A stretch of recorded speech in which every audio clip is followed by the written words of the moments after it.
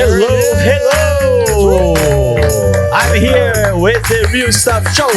So I'm Augusto Alaja. I'm the host with Jay Granieri, my buddy here. What's up? So we're hosting here the Real Stuff Show with Rock the Market conference for the guys. And we have Alfredo here. Alfredo, tell us a little bit more about the conference, please. It's Rock at the Market. No, so the conference is our Miami Association puts this together. We're at the Hard Rock, and it's just realtors, business individuals here listening from some of the top individuals in the country. So if you're not here, you got to get here. I mean, this is like the conference, like the mega conference. Yes, every year it gets sold out. Everybody wants a ticket. So next year, buy ahead. Man, that's great, and we're gonna have a lot of different guys here as guests to be interviewed. And the first one, please, Jay, introduce him. I mean, we have like the heavy hitters of heavy hitters right here with us right now. I mean, this is the man, the OG of real estate, Fernando. Now, see, that's funny because we have talked about pronouncing names correctly because I didn't take phonics, but I'm going to say it correctly right now. Arancibia. All right, there you go. Yes. Now, Fernando is the 2022 chairman of the board. Now, you don't get a name like chairman without doing some things legit around here, okay? Tell us a little bit about that and how and really the steps that it took to kind of rise to stardom, because you've got some titles. Yeah. No, thank you, Jay. Thank you, Augusto, and here with my buddy Alfredo. It's so wonderful to be here at Rock the Market. This is an amazing event. We got over 2,000 people here. I mean, we're about to start packing arenas. That's going to be the next step here. This is an event that keeps growing and growing, and it's put together by the Miami Association of Realtors. I'm, was honored to be the chairman of the board for 2022.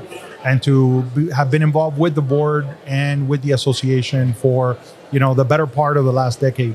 I think this all starts with having a servant's heart and wanting to give back to the industry. And I think that that's the beginning of it all.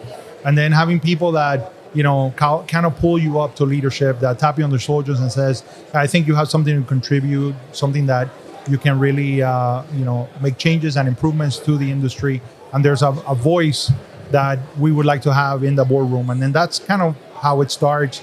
And then it's years of being involved at the local, state, and national level that gets you to a place where people feel that we want you to be the leader of a board that takes care of over 60,000 members. Amazing. The largest local board in the country. And something special about being a Miami Realtor, which is that only a Miami Realtor can say that they are part of the largest local association in the country. They're also part of the largest state association in the country at Florida Realtors. And they're part of the largest trade association in the country, which is the National Association of Realtors. And that gives all of us a great voice and gives us the opportunity to really make a positive impact in our communities beyond the economic contributions that we make to our society as a whole. Would you say like the ripple effect kind of begins in South Florida for all things real estate? Listen. I'm definitely biased, so the answer would be yes. Yes, I think it definitely does. So many things happen here that you see throughout the country, and I think part of it is because we have a very multicultural society. We have such an international city, right? And so if you look throughout the country, 1 out of 4 international sales happen here in South Florida, in the state of Florida. Nobody sells more international real estate as a market than South Florida does. From Palm Beach to Broward to Miami. Right. And so, that's an incredible, imagine that influence of so many people that come into this town. We're one of the most multicultural cities in the country. Right. We got people from 100 different countries speaking over 100 different languages in our city. So, I think all of that just adds its own flavor. And so I think that there are a lot of things that happen in the real estate industry and in our market that reverberate around the country. That's great. Yeah. Yeah. Have you seen, I mean, we've got 2 big heavy hitters here, obviously, both past presidents, current presidents. When you're looking to guide this industry, and the service that you really dedicated yourself to, what's advice that you're giving people when they come up to you? Because, you're in my seat one time, and now you've taken on this I love that servant attitude, where it's bigger than just selling real estate now. If I can jump in for a second, Please. You learn from the past chair. Ah. So one of the things Steal the secrets. Steal the secrets. Fernando, I've been now on the board for over 5-6 years, and you learn so much from hearing from individuals like him. I know one of the things that helps advocate a lot is for RPAC, and I'd love for him to share a little bit more on that, because he got me even more into RPAC and how that helps home ownership as a realtor, and that passion. So how do I learn? How do past presidents learn, or current presidents is through the leaders that we have currently. That's a great lead. I think he's super humble, but probably one of the greatest leaders. So RPAC, the next leader comes out, I'll say the same thing. But let's hear about it, because RPAC is a big deal, and I think a lot of agents probably feel disassociated from it because they maybe just don't understand really what goes out at a higher level. Huge. So the first thing, when it comes to guiding the industry and putting like your thumbprint into what is going to happen in the future in our industry, what I would say is that if you are tapped to be a volunteer leader and to be a part of the board, is recognize this: we got over 60,000 members in our association. Every person who is sitting on those boards, which is 110 of us, we represent a portion of those 60,000 members, right? Some of us come from a big firm, some of us from a boutique firm, some of us have always been at multinational brands. We are at different stages of our career. And so what happens is that when you get into that boardroom, it's very important for people to understand that your voice is incredibly important, right? Because you are going to represent a portion of 60,000 members that are going through what you're going through. Right. And so in a lot of ways, it becomes very personal. But by you sharing your personal experiences, what you're struggling with, what you could learn from, where we can guide the industry better, all of that is an incredibly important contribution. Now, RPAC is very important. I think that one of the biggest values that we provide to our industry is our advocacy efforts. Our advocacy efforts are the envy of many. We do more to positively impact the lives of our community and our neighborhoods than any other industry. So think about it like this. We know that we have a very strong economic impact to all communities and societies where we work. But beside that, we support our schools, we support local businesses, we promote home ownership, protect private property rights, we support equal opportunities and fairness for all that while being a strong economic engine of society. What RPAC does is the Realtor Party Action Committee. And what we do is basically we advocate for all the things that are important to not only our industry, but our communities. Think about it like this. We all know the number one word in real estate is location, location, location. Correct. Right? So when we advocate for things that are going to improve, whether it is the improvement of water quality, right? When we promote the ability for people to get into homes and to be able to buy their own piece of the American dream, all of that has a positive effect in our society. And part of being a member, and especially those of us that are major investors in RPAC, is that you're investing not only in your industry, but you're investing in your communities by being an investor in RPAC. And there's a legacy there that continues to grow. And all of us can be part of that legacy. So talk about that, and I think that's a good point. So a major investor, what exactly is that? So somebody understands where they can either entry level in or could become something of that status. So really, at the end of the day, if you're a realtor in the real estate business, you should be a part of RPAC. But major investor, you start donating at about $1,000. You become a major investor, and you have the opportunity to, like you said, it's not just about the making the investment to RPAC. It's about the investment to your industry. If you're in real estate, why would you not want home ownership for all? Right? That license plate that you see, home ownership for all, that was started because of RPAC and because of those events. Yeah, awesome. And the new Live Local and a lot of the bills that have passed that are giving funds for our first responders, that came from those conversations that RPAC has. So any little amount matters. But when we're talking about, the basic that you're giving there for your industry, is definitely something that anybody watching this should. And if I may add there, if you look at it as a concrete example, a couple of years ago, we went through a very traumatic experience worldwide, which was the pandemic. Right. And so we talked about being part of the largest local board, state board, and the largest trade association.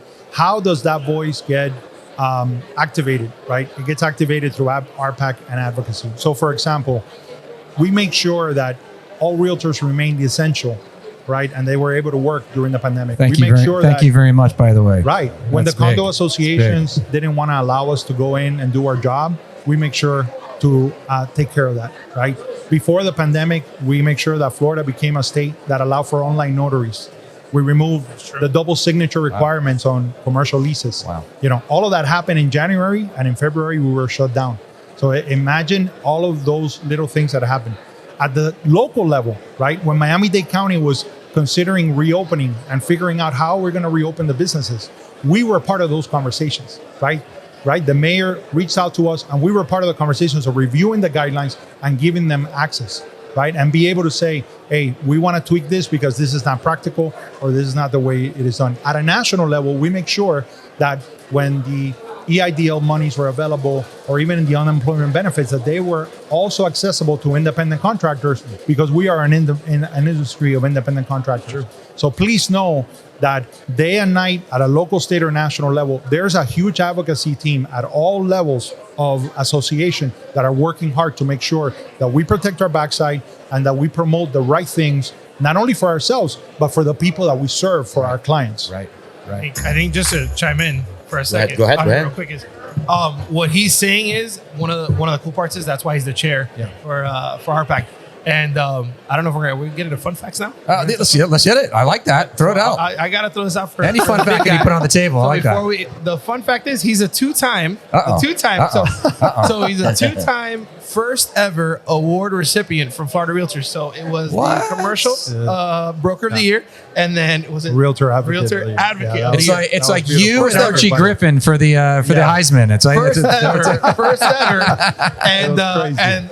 Don't forget, throw that plug in. You got to throw that plug in for the podcast. What do we got? What do we got? Yeah, no, I love what you guys are doing. I mean, this is a lot more professional than what we got going on. But I do have, I'm the broker and co-CEO of Avanti Commercial. Yep. It's a partnership that was created with Jennifer Woolman and with the founders of Avanti Realty. But Jennifer and I are former past chairs of the association, so we created a podcast called Between Two Chairs. Love it. And it's all commercial, and it's the subtitle is Demystifying Commercial Real Estate. And we kind of break it down, and so definitely we should invite you and your co-host on the show. We got to. We'd love to kind of have some. That would be so people can kind of understand a little bit more about the commercial industry too. Absolutely. So before we go to the next guest, I would like to jump into the rock questions. Okay? Yeah. And then this show is a little bit about to hack success. Yeah. To understand a little bit more about how can we be a successful realtor as well. Yeah. And it's a way for you to share. So let me get to some questions. What is your rock star influencer? So who do you look up to? Who do you go to? Wow. Are we talking about real musicians, or are we? No. Like a rock star in the real estate, like the Tony Robbins of real estate that you would like to. Someone that influence you or help you to get to the success that you are right now. So one person that I always give a lot of credit to, and I have so much love for them, is Jose Chepe Serrano, right? And Jose has been in this industry for a long time. He really has he's got a mentor. He's a mentor to you. He's been a mentor to me, and I always love it. He's the person that got me involved in the board, and really has always been so encouraging. And he is the kind of person where he always makes it about everybody else, and so he has always led by example, and that has always been very, very meaningful to me. That relation has always been very meaningful to me. I will also say that we are community oriented, man. Just being around you guys. And I mean, when we come to an event like this and we get to see each other, this is an amazing industry because we compete with each other, not against, but we also collaborate. True. And that is a really interesting dynamic. And only this industry will you find that. That's awesome. That's good. And the last question to jump with the next guest is, what is the book that rocked your world? One book which I shared with the team that I thought was amazing is called The Power of Habit. Cool. And it's an incredible. There's a story in it about a guy named Paul O'Neill with Alcoa that really breaks down what is the importance of keystone habits in your life and your career and success. So I have to say I highly recommend that book. Like that book. Okay. Hey. So that's it. Fernando, thank you so much, buddy. We have Fernando Arancibia. Thank you, Fernando, very much. You got it. Absolutely. That's great. So, Jay, introduce our rock star new guest. This is a very special treat for me because sitting in front of me is somebody that when I first got my real estate license, I looked up to. And he's really made his move through different variations from commercial to residential, and then obviously to just leadership. This is Duff Rubin here. He's the regional president of Coldwell Banker Realty of the Southeast. I mean, this is a big honor for him, and I'm really excited to learn and hear a little bit more because, obviously over the years we stayed in touch, and I've got to watch you just keep going and going and going, which is amazing. First of all, thank you for having me. And Jay, that was such a warm welcome, but I will say, I remember meeting you and when you were first starting out and you were on a team, and I watched you not only blossom, but grow into your own leader and become your own team leader. And thank you. It's been great to watch your career. So it's great to be with you today, but more importantly, congratulations on all your success. Thanks so much. I really appreciate that. So I want to deviate from the plan a little bit because I know Duff personally as well too, and I just want to send us a congratulations. I recently saw that you are no longer on the market, my friend. It's funny you say that. Oh my God! I tell people I recently got engaged, and my fiance Fallon Fitzgerald de Grave is a lovely, lovely person. But more importantly, I told everybody I got more congratulations on getting engaged than I did on getting promoted in real estate. So I said I should have done this 55 years ago. Oh man, so I waited a long time. And you did wait. I don't know if it's gonna make you the same money though. But you know what? He's making me a better person. There it is. There it is. The secret. The agents tell me I'm more relatable now that I'm part of one of them, because most of my agents are mostly living a life of family and with their partners. And this makes me a lot more relatable. They say, now you need to learn how to balance your work-life balance like we do, like agents do every day. Yeah. And that's a good theme for us here. It's like work-life balance. I think we can 100%. Explore a little bit more of this because I see a lot of realtors really not having a good balance in their lives. What do you think? Careful if you had a little one, because mine's about to turn 4. And the balance goes one way when they're 4. You got to take them to school and then come to the event. So it's crazy. But you're right. The work-life balance is something that's funny because the CEO of Anywhere, our parent company, I was talking to him yesterday and he congratulated me and he said, I hope you're going to take more time for yourself now. And I said, I'm still a worker at heart. And I also want the agents to always respect that the people that they work with and for are living the same lives that they are. Our agents work 24/7. They work 7 days a week. They work weekends. And I want to make sure that they realize we're always available. So my fiance knows what she signed up for, and I'm an agent at heart, and I will always be available for our agents. So you are happy with the new challenges, right? They're having in front of you. I am. You know what? From the work perspective, they just gave me the whole eastern coast of not only Florida, but I have Georgia, the Carolinas, Mid-Atlantic, where I was the president for 3 years. I'm going back. DC, Maryland, Delaware, Virginia. It's great because real estate is really not only a national industry, but it's also global. But a lot of our agents are moving from the north to the south. Right. So we talk about consumers moving to Florida, but a lot of agents are moving to Florida. So it's great for me to have a relationship with agents now, not only in Georgia and the Carolinas, but in the Mid-Atlantic states. I am now sort of helping them transition their careers and maybe getting duly licensed in Florida from other parts of the country. Well, you kind of stole a little bit of my thunder because that's what I kind of wanted to touch on, which was, you go from understanding how to coach and mentor agents here in Florida. And I sometimes feel like we're in a little bit of a bubble, but now you absorb having some extra states that might be faced with different challenges than we face down here. How do you adapt to stuff like that with a conversation with an agent up north versus an agent here in Florida? So that's a great question because one of the things I always talk about in Florida is, good or bad, we've dealt with a lot of seasonal buyers. And a lot of these people, I remember when I first started, someone asked me, so Duff, how are the first time home buyers in Florida? And I said, well, we really focus on the last time home buyers because most people move here to retire. Right. And we're not really dealing with a lot of primary residents. Now we do. And after COVID, a lot more people made Florida primary residence. But what my point was when I started dealing with the Mid-Atlantic and other states, they don't have seasonal buyers. They don't have second home buyers. They're dealing with families and homes every day who buy usually after the school season because it's all about the kids and the family. So it is a different mentality when you're dealing with someone who might not need to buy the second home or third home or who's only spending 6 months a year here. But I will tell you, there's a lot of great agents in Florida who have learned how to deal not only with remote buyers because they have to do a lot of communication. They also do it in different languages, which is I love because I grew up in Canada.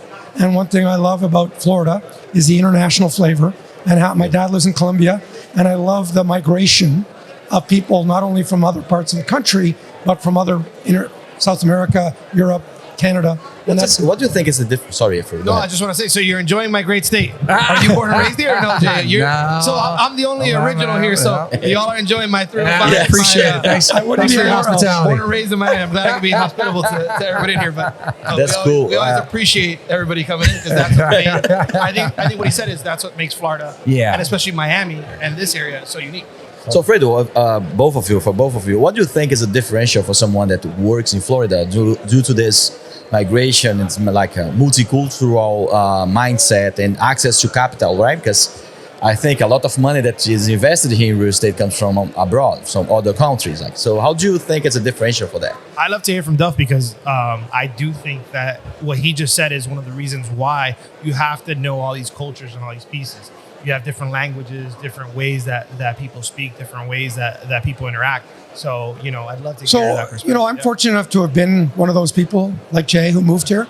I moved here in 98, got my license in 98, but I came from Canada. And the difference, what I've seen, when I moved here, it was all about the weather and the taxes. Okay. And people talked about Florida being great climate, great taxes. What I've seen in the last 10 years, and even COVID pushing that, even with people coming here, we were just talking on stage, the 5-star hotels, the Michelin star restaurants, the boat show in Miami and Fort Lauderdale, Art Basel. People used to come here for Mickey Mouse. Yeah. Now people come here for culture. They come here for so much more than taxes and weather. And that's why they're making it primary residence. I mean, it's 725 people a day move to Florida. It's not just for the weather and taxes, because that we've always had. Yes. When I see the California people moving here, it's also because of some of them like the politics. Some of them like the fact that this is a safe state to live in. And I will tell you, I do think Florida, the education system has gotten so much better. I see UCF, I see Florida, I see Florida State, Miami. A lot of the universities have grown, and that's just helping attract more people. Don't forget my alma mater, FIU, as a local, so I know all the big stuff. No, but I think everything you said, I've heard you here at Rock the Market for many years, and I think that's one of the things you just said that makes Florida unique. But people are now realizing the secret is not just the weather and the taxes. It's the culture, and also we're now getting the quality, and like you said, the Michelin restaurants. It's not just about boating and art and weather. It's now becoming about where do you raise your kids. And as one now, like I said, with a 4-year-old, you start looking at the schools. I was like, I didn't realize, it's a 2-year wait now. True. Well, and then you can't forget Ken, you look at Ken Griffin, who brought Citadel, and you look at some of the financial leaders of the world, Orlando Bravo, and some of these guys who are bringing their hedge funds and their private equity firms from California, from Chicago, from New York to Miami. Even tech companies right now is coming down, right? So that's very interesting. I think I would say that Florida is becoming the California of the old times, the beautiful California that have a lot of money incoming. Well, what's interesting is that people thought Bitcoin, when it started correcting and slowed down, I don't want to say it's a bubble, because I do think Bitcoin has a future, but people thought that was going to hurt Miami, because Miami had become such a center for Bitcoin. But you've seen how resilient Miami is. 100%. It's now just become more financial and less about crypto. Yeah. No, I love that. That was great. Crypto, as a fellow crypto lover, and I do agree, it's the technology.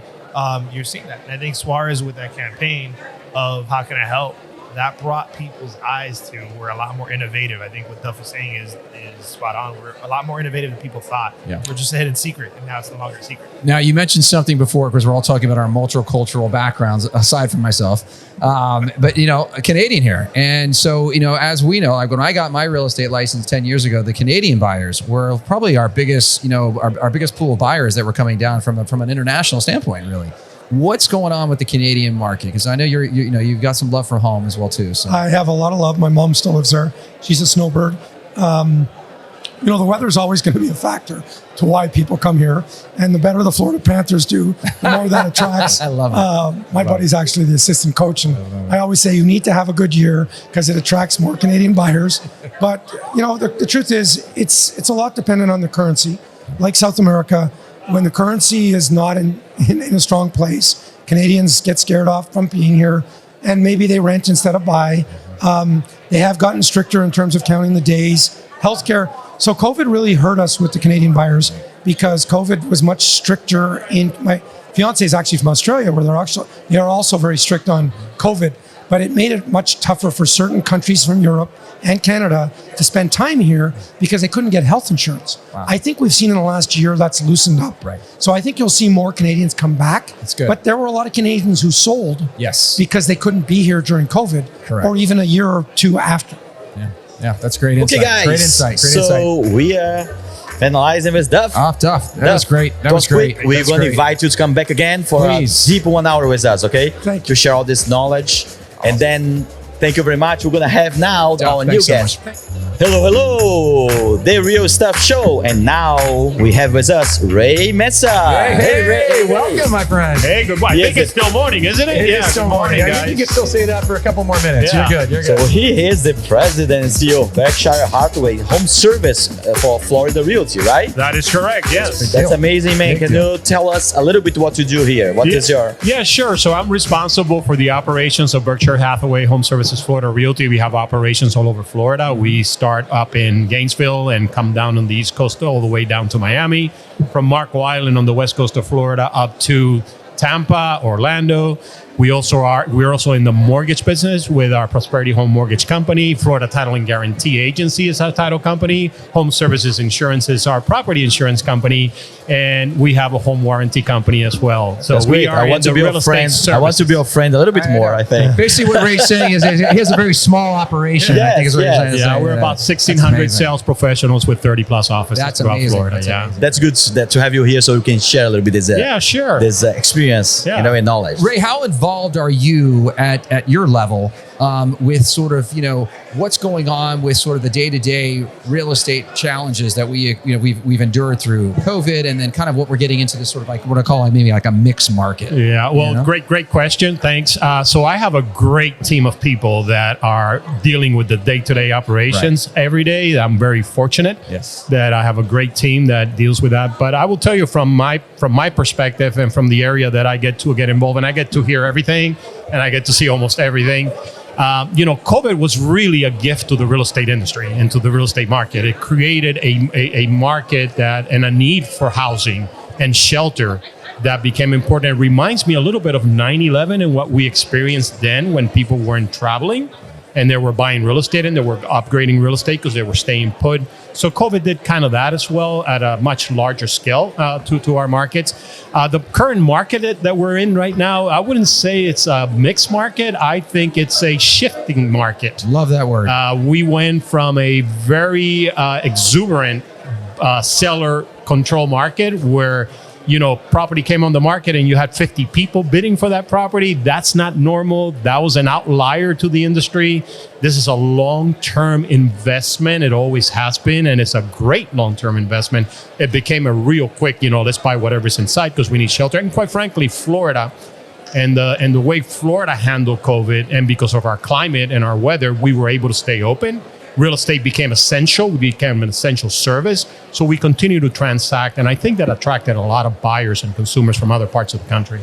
So from what I understand what you're saying is, you're looking at this at 30,000 feet and you're kind of delineating this kind of information to your key people in different areas of Florida. Is that That's correct. Yeah. So my job, if you will, or my role is to kind of look what's coming down the pike and what's coming around the corner, so I can be, however I can be proactive in decisions we're making at the local level and decisions we're making in the company. And I do look at other industries. I just don't look at the real estate industry. So I looked at the automobile industry and what happened there when COVID hit. They're in the manufacturing business, so everything came to a complete stop. Our construction and new home sales also were quite impacted in the country. Florida, again, because we became essential and we stayed open. And again, our climate and our weather helps with that. We were able to continue, continue to build homes and continue to move forward. But yeah, it's my role is to make sure that I am hopefully one step ahead of what's coming around. And I've been in the business now more than 40 years. Amazing. I started when I was 18 years old, just in case you guys are doing the the math, but it's a cyclical business. Real estate is, and then you take some outlier years. We had the 2008 downturn in the market because of the collapse of the financial markets. That was an outlier, what happened there. And now with COVID, that was an outlier as well. That was just not sustainable. I'm happy that I was able, I'm glad that I was able with very smart people say, hey, this is not going to last forever. And we made some great decisions during that peak and how we operate our company and the expenses we took on that are paying off now that the market has been a little bit more normalized. If you Let me ask you something, because you are in a very strategic level, like a visionary of your teams and stuff. What is the element right now that people are not seeing coming, and that you're gonna, tell everybody to make a little? So I don't just share all the secrets, but tell us. No, share all the secrets, Ray. What's great about our industry is that we compete and we're friends. Duff, who was just here with you guys, is a personal friend of mine, and we compete every day. And we go at it, and you're with KW, right? And we compete every day, but we're still friends, and we do share ideas. I would tell you that I do strongly believe that the best time to plant a tree was 30 years ago, and the second best time to plant a tree is right now. So if home buyers are listening, potential buyers are listening, go buy real estate. Because 20 years from now, you're going to be very happy that you bought real estate today. Now, one of the things that we are sharing, one of the things we're seeing, I think we're getting back to some traditional business in real estate. We're encouraging our sellers to maybe help the buyer buy down the interest rate. So instead of lowering your price by X, why don't we offer the buyer X number of dollars so that they can buy the interest rate down? We're also educating our sales professionals to share with the sellers, your home must be like a model home today if you want to get it sold. Okay. A year ago, you threw anything up in the air and it got sold today. It's got to show great. One of the things I've heard you said this last year at Rock the Market, but I've always heard you speak on the broker side, and you said date the rate. And marry the home and date the rate. I'm sure I picked that up from someone else, so I'm not taking credit for it. It's not trademarked. It's not trademarked. Well, you're the first one on the panel to say it, so it definitely stuck. Yeah, I always say creativity is the ability to hide the source. So I'll take credit. But we were saying, the property rates change, and you can always refinance in the future, right? Yeah. So, marry the property and date the rate, and then you can refinance, but you have to buy real estate. Yeah. And what is the biggest mistake you see people doing right now in real estate? I believe from a realtor standpoint is waiting for things to get better. Okay. And when you do that, they're not going to get better for you. And what do you think, guys, in terms of the investor side of it, like the home buyer or the investor side? What do you think is the biggest mistake? There has been some challenges in the news, as people are making a little bit of an issue with challenges with Airbnbs and VRBOs right now from a municipality state level, where they're putting restrictions on the abilities to people to actually make higher income levels from an investor standpoint. And I know Augusto, being an investor as well too, he's struggled with that a little bit. Is this the time to get into the market? Is it not the right time just yet? I would have to agree with Ray on this. Is the right time to plant is either 30 years ago or right now, where people get in trouble, and I'm sure you're chiming on this, is I think people get in trouble where they're basing it off the Airbnb numbers and not basing it off if the mortgage is $3,000 and I can rent it at $3,500. So their numbers, that's where the real investors know what they're doing. So I think that's important, and that's where also what he says about the rate, that's important, because if you can hold off from these changes, you're going to get a better return as it goes. So from an investor standpoint, the best advice I got when I got into this business early on as a young guy, I fell in love with my wife and the business her parents were in, which is real estate, and that's how I got into business. But the best advice my in-laws gave me was, you're going to make money selling real estate for others, but if you want to retire wealthy, buy for yourself. And I listened to that and I followed that. But every one of my rental investments, none of them are an Airbnb or any of those things. It's long-term, annual rentals with annual tenants that are going to be there. I've got tenants that have been in the property for 10 years. So that's been my business investment model. It's long-term, not quick, not short. Not highly leveraged. So every one of those properties do generate profits every year. So again, I always say, if you're going to be an investor, make sure that you don't need that payment every month to make your mortgage and your interest and your taxes and your maintenance fees payment, because then you're going to be in trouble, right? Make sure you got enough reserves that property can go empty for a couple of months. That's great advice. And not be hurt by it. That's great advice. And think long term. Think long term. I'd like to stir the pot a little bit if I can, because what we've had here was we had a broker before, now running really the operational standpoint of Coldwell Banker, and we've got a mega broker, and now running the entire operational program for Brookshire. So what I want to know is, what does Brookshire have going on right now that you're trying to do to differentiate yourself from other really names in the market? Because at the end of the day, as you see, you're going to see some of these industries people weeding themselves out, and survival of the fittest when we're in a sort of a market that we're in right now. What are you doing to kind of separate yourself up and keep that retention? I guess that's an important part. So it begins and it ends always with our people. It's hiring the best people who really care, who are dedicated to the business. Our branch managers in our offices, our branch administrative assistants, our branch reception, we call them the air traffic controllers of the office, because all the calls come in there and then they control that. But it's the people. It's number one, and first and foremost, it's investing in the people that are providing the support for your sales professionals. Then it's attracting those sales professionals that look at this as a career and a business and not a hobby. So we're really focused on attracting folks that are going to look to be in real estate today, tomorrow, and 15 years from now. Once again, we believe we have the best brand. It's a brand that stands for integrity. It's a brand that's financially very stable, Berkshire Hathaway. We do believe, obviously, that our people are the main component. And so the reason our sales professionals come and stay is because the people that get to work feels with like a very day. family environment, I think, at Brookshire. We run a business. We run a business, but we treat each other with a lot of respect. We treat each other with care. We want to make sure everybody's successful in our organizations, because there's something I learned a long time ago. If the people that are working with you are not successful and they're not living up to their highest dreams, then they're not going to be with you. They're going to go somewhere else to do that. Awesome. So you have to provide that kind of an environment. Great advice from a good leader right there. Because you talk so many times about people, and I think it's extremely important for you. Yep. Give me the name of a book that inspire you or any influence you. I can give you a lot of books, but one of them would be Good to Great. Okay. That's one of those books that I've read several times. The Greatest Salesman by Oggi Mardino. That was an awesome book that I read when I was 19. Are you writing this stuff down? Because I'm not. But we're gonna put the book there. Right. We'll send you the library. Yes. We got a whole library. And by the way, we share this with our sales professionals That's and amazing. our team players. We share books that they should read, because they're not only inspirational, but I think you get to learn a lot when you read biographies. Yeah. Now I'm into reading biographies. Yeah. I think you get to learn a lot. But we truly believe that you got to have a cadence of accountability with everybody you work with, and that's our focus.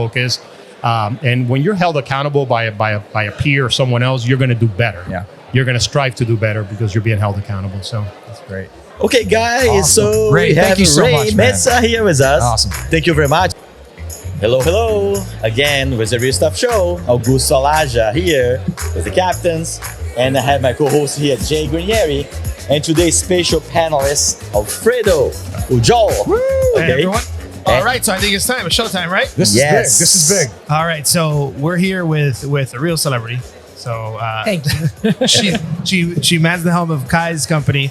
But the cooler part is she is past Florida Realtors president and YPN and all this good stuff. But if you can tell the world that they're a little bit more, I think everybody knows a lot about you, but tell the rest of the world a little bit more about Christina Papas, right? Christina Papas with us. Very excited to be here. Like Alfredo said, I served as Florida Realtors president last year. There are 238,000 realtors in the state of Florida.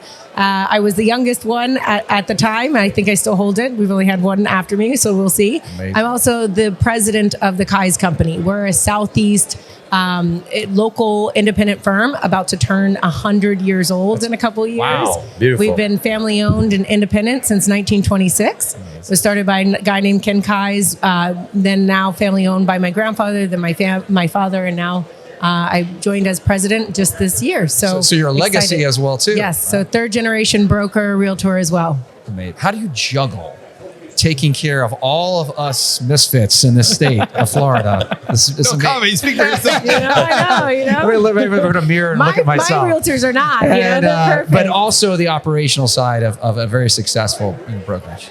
I read a book one time that says balance is BS. So I'm going to keep that there. I think it's balancing. Yeah. Every day we're deciding to balance something else. I have a 3.5-year-old, a 19-year-old stepson. So, one morning it's the meltdown from the 3.5-year-old, and one morning it's, the 6 a.m. call from the realtors. So every day it's a balance and figuring out, where it all fits together. It's amazing. It's amazing. I mean, a mom, a leader of our entire industry as well. How do you organize it? Give us a little tip, please. Yeah. Because I see my wife, she struggles with sleep. I mean, you wake up at 4 a.m. I'm assuming. I cannot believe probably 3 years ago, if you told me I was going to be a 5 a.m.er, I would tell you go fly a kite. Yeah. I'm a 5 a.m. get my workout in. So mindset is something we talk a lot about in our industry. Yeah, that's big. And I said this to somebody the other day. My daughter threw herself on the ground because I couldn't understand the song she was singing, right? So it was this huge, in the morning, it was, you don't understand me, throw herself on the ground, huge uproar. And I'm thinking to myself, okay, I have two options here. I could throw myself on the ground, have a fit and scream and yell, or kind of laugh and say, you're right, I don't know that song and dance. Maybe we should do it together another time. Do you remember the song? Do you want to disclose the song? No, it's like sha-la-la. I thought it was Little Mermaid, sha-la-la-la-la. I felt like I was hearing My Morning. I felt like it was My Morning. That's not the song. It was not from Little Mermaid. Listen, I have a daughter. Right. I've been there before myself. But, I thought it was My Morning. I feel like you were just saying My Morning. Yeah. Mine was like, Dad, I play. I'm like, all right, buddy. What song? Yeah. Get to school. And I think it's the mindset, though. That's the same with our realtors. Yeah. When something's on fire, something's not going right, what's your mindset? You can respond, fire with fire, or you can take a second, take a look at it and say, all right, I'm here for the solutions. I'm here to figure out how to get the deal done, figure out how to help my agent, whichever position you're in, change your mindset. Or as I told my daughter, let's take a deep breath. 1, 2, 3. That's but mindset is it's not something that people can really get very easily. Right. It's a lot of coaching. It's a lot of self-coaching. It's a lot of what steps did you take to get to a place where you really feel like you've got that switch to be able to help people versus be a part of the problem? Right. Well, I don't know if I always have it. I do have those moments you turn the phone off and you scream and yell. But having my daughter has really quick. Please do. I'll tell you. But having my 3-year-old has really helped because we've been trying to practice mindfulness. Hey, if we are angry, go outside and scream. And so it's the same concepts that we all don't have as adults. So, you read these books about this mindful parenting. It's like we're trying to reteach ourselves not to scream and yell when something goes wrong while you have a 3-year-old doing it. But we practice ninja selling at our company. I'm a ninja seller. And it is amazing because it's not just one portion of your business. It's a real life 360-degree view. And I think that's what's powerful is your real estate business is not separate from your real world, right? Every morning we wake up with whatever's happening with the phone blowing up with the kids. And so the ninja selling pulls it all together and shows you how to manage that balance, how to look at your business as a 360-degree view and really work on the mindset. But I'm definitely a work in progress. I love how you took it from, really a parenting perspective of taking it and actually learning how to maybe coach, a professional, and then jumped all the way to like a very high,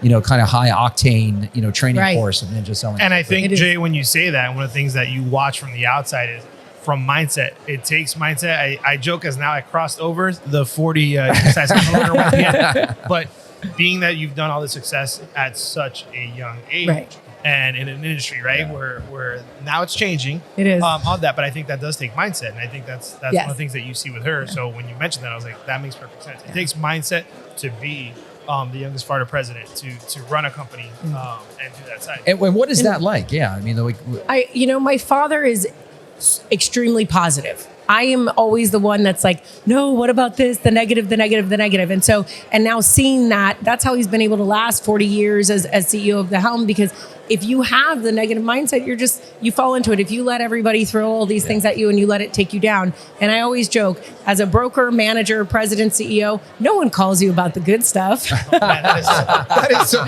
quote that. Someone when someone calls you or texts you on the good stuff, save it, really hold it close to your heart and think, okay, I'm going to get another one in a couple months. That is the quote of the day. It might be. You do not get a call for the good stuff. And so seeing and being able to work alongside my dad, who is, was past chairman of leading real estate companies of the world, was actually international chairman of YPO International, which is a young president's organization outside, and a leader, serves on charities, really gives with a heart of gold. Learning from that has been really where I've started to shift. And I said, okay, I'm going to put my Mike hat on. It's okay. It's going to be okay. We need to move forward. But and I believe my realtors need that from me every single day. If I can't provide the mindset that it's going to be okay, you're safe. It's the same thing we tell our kids, right? Like, you're safe. It's going to be okay. Then if I can't, they're not going to be able to do it on their own. So we often say we have to save our agents from themselves. So, when I look at you across the table, I look at you as top of the food chain, so when somebody at my level has a challenge, they look to you for the answer, the empathy, whatever it is. Who do you go to? Where do you go to find that, that building block? I know you say top of the food chain. It's funny. My father's taught me this, and it's really truly our belief is we're stewards.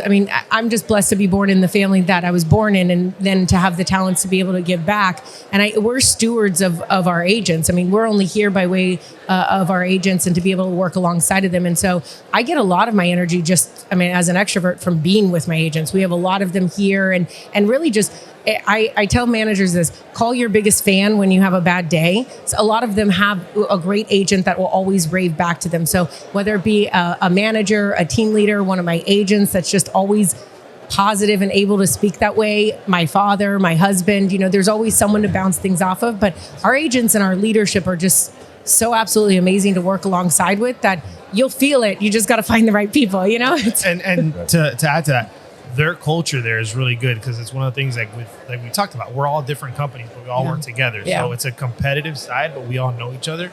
And I've seen that with the Kai's company. It's such a good family culture, and it makes sense now hearing here for the mindset side. So tell me a little bit the mechanics, because I have good principles. It's beautiful. We have a very huge cultural things in my company, but we try to woven it into the fabric of our business with the actionable mechanics, right?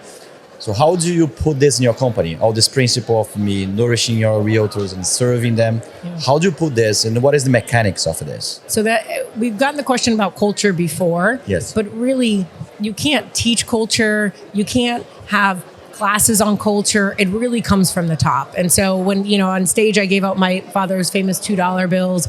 But it is really just the belief that the agents come first, the belief that we are their partners, we're here to better them, and we're here to work alongside of them. It starts with my father, it starts with myself. And that's what we look for when we hire management. What do you love about working with people? And if their answer has anything to do with themselves instead of agents, they're not a culture fit. And so for us, it's hard because I'll say this. I think one of the biggest things we've always done is Ken Kai's gave back 10% of his profits to the church.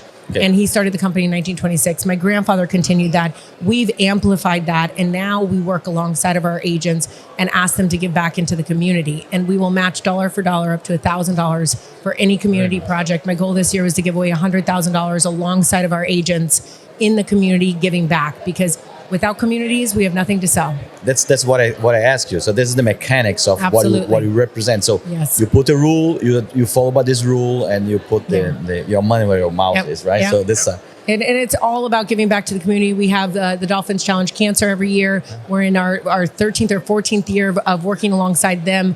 Donated over $1 million alongside our agents. Right. We have 300 people who come alongside of us. And so, we have to believe it as owners, as principals, and it has to be true and authentic and genuine. You can't fake that. That's cool. And it's very interesting because we see here different figures with different types of profile. Yes. And you see her say how nourishing she is, right? So for the things like being a feminine figure in the real estate can be also successful, right? So that's something that we need to sell. I appreciate you saying that. My dad says I'm too hard on people. So okay. Come down. That's like a Gusto to me. I will send you this video after. So Perfect. Yeah, he always picks on me. So tell me a little bit more about going on to really overseeing on a massive endeavor of really helping the state and making decisions and guiding, the real estate industry here in the state of Florida. At the Florida level, it's definitely humbling. the amount of work the Florida Realtors do for our industry is absolutely amazing. And I say, similar to the current president, we don't tell our story enough. And what I truly believe is one of our biggest assets, and we heard it on stage today, is advocacy. And 2020, we fought to be essential. It was, I mean, we joked that it was playing whack-a-mole with some of these mayors who would make up the rules. And so as a realtor working in many cities, you know, we're having our realtors call, can I do an open house in this city? Can I do an open house? We don't know, you know, do I need gloves? And they fought alongside and really worked with Governor Ron DeSantis to say, we are essential. We're going to be able to close business. And that saved real estate in Florida. That saved Florida. And it saved a lot of business too. And like that business. was all of our economic and all of our advocacy efforts. And then from there, you know, you have protection of rent control, and then really the new Hometown Heroes program. But at the level we practiced at with Florida Realtors, it was humbling to see how recognized we are at the state, how respected we are, right? That's something we don't use a lot with our industry, and how respected our lawmakers were of our industry and the work that we give back to our communities and how much they respect the boots on the ground, the grassroots efforts. That's all realtors. That's what we do incredibly well. And so to kind of be able to sit there and say, people like us, know us, trust us, was absolutely incredible. And that Hometown Heroes, because she's humble, but I believe you were the one that signed I went to those Senate. papers, huh? I went to Senate quite a few times. She is the one that was there for us as was Florida there. Realtors.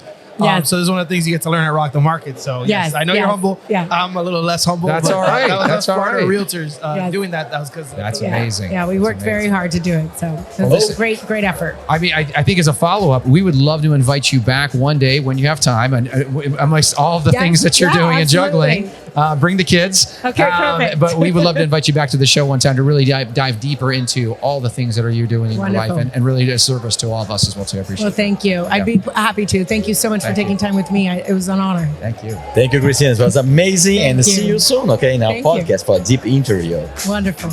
Okay, guys, now a little break. And Jay, Yes. what's Yes. one more word for the sponsor, please? Well, you know what? Listen, one of the things that I always like to throw out is a little love for how this whole thing is created. And, you know, we couldn't do a lot with what we do with the Real Stuff Show without saying thank you to the captains, the Captain Painters, not only a painting company, but also a commercial and restoration company as well, too. So That's thank you very great. much. Thank you, buddy.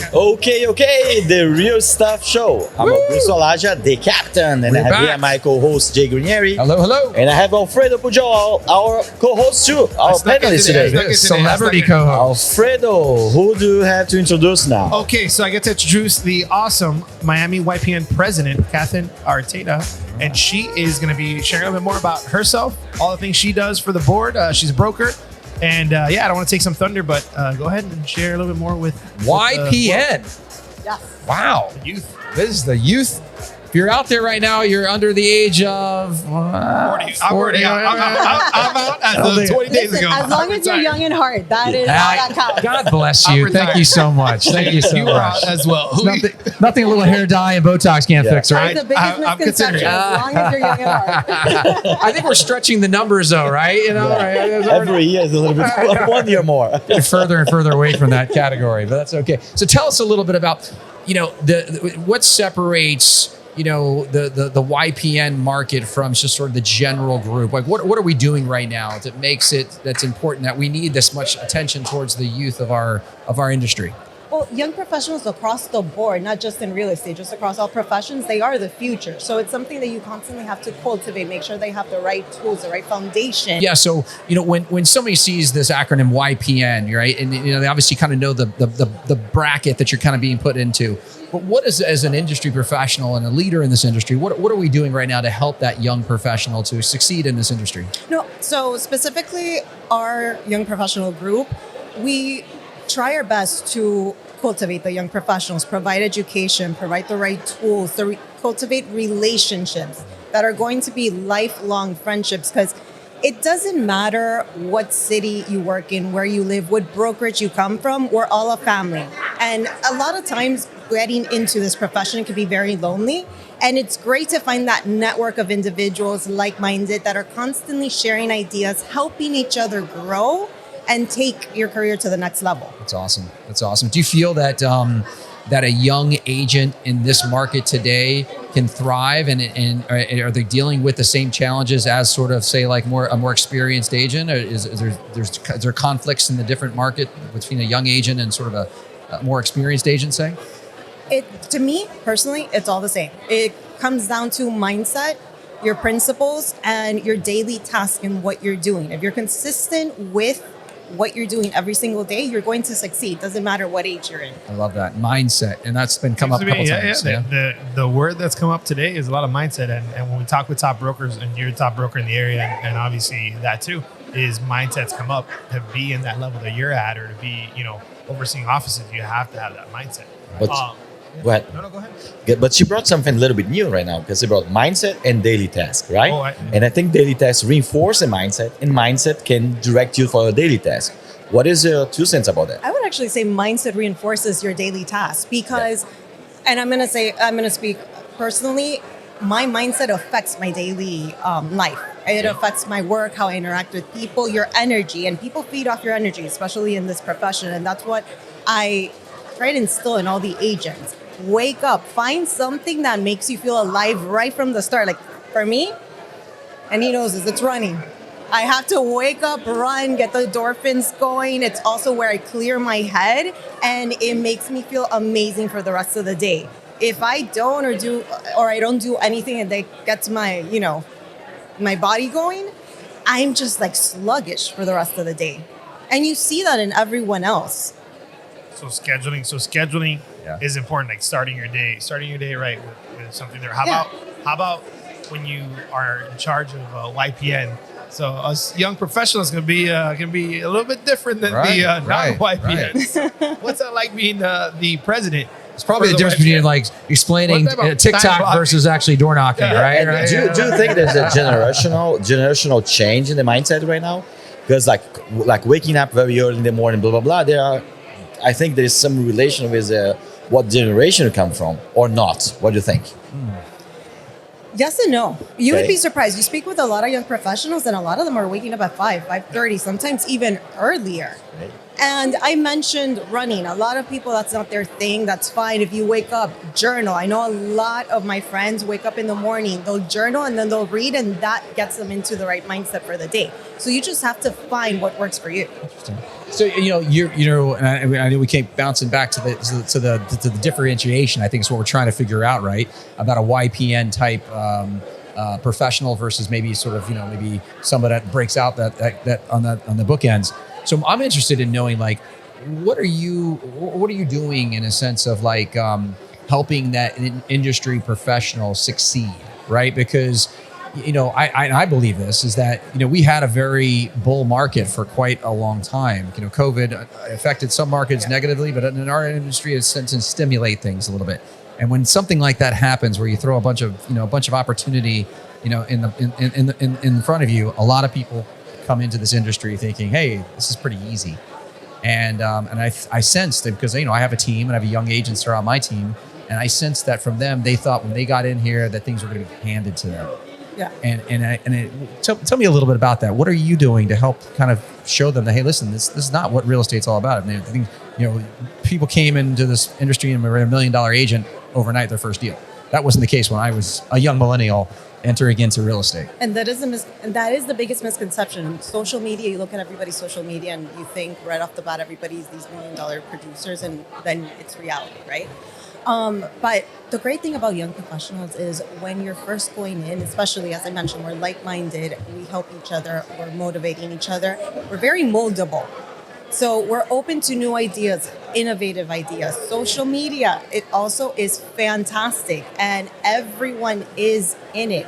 TikTok, I have a lot of friends in YPN that the majority of their business comes from TikTok. Interesting. And so we have our educational series where we get the best of the best to teach and inspire the rest of young professionals. But as I mentioned, you don't just have to be young at heart. You can attend those classes. I love if I had, she makes me feel like I'm part of her we group. accept your TikTok I feel like that she's looking right in my eyes when she says that. Your dancing's okay. If I'm 55 years old, like my friend here, you can enjoy. Man. Oh man! That took You look good. You Not look there good, yet. man. You Not look there good. yet. I still got a 4 in front of my number. All right, don't worry about it. But but it's interesting because I think the misconception, and I love what you're saying, is you're really unifying, the age gaps, right? As I think the misconception is that tech is only a YPN type of medium, and it's not, right? But it is probably accepted and embraced more, maybe from a younger generation of real estate agents. How do you also help?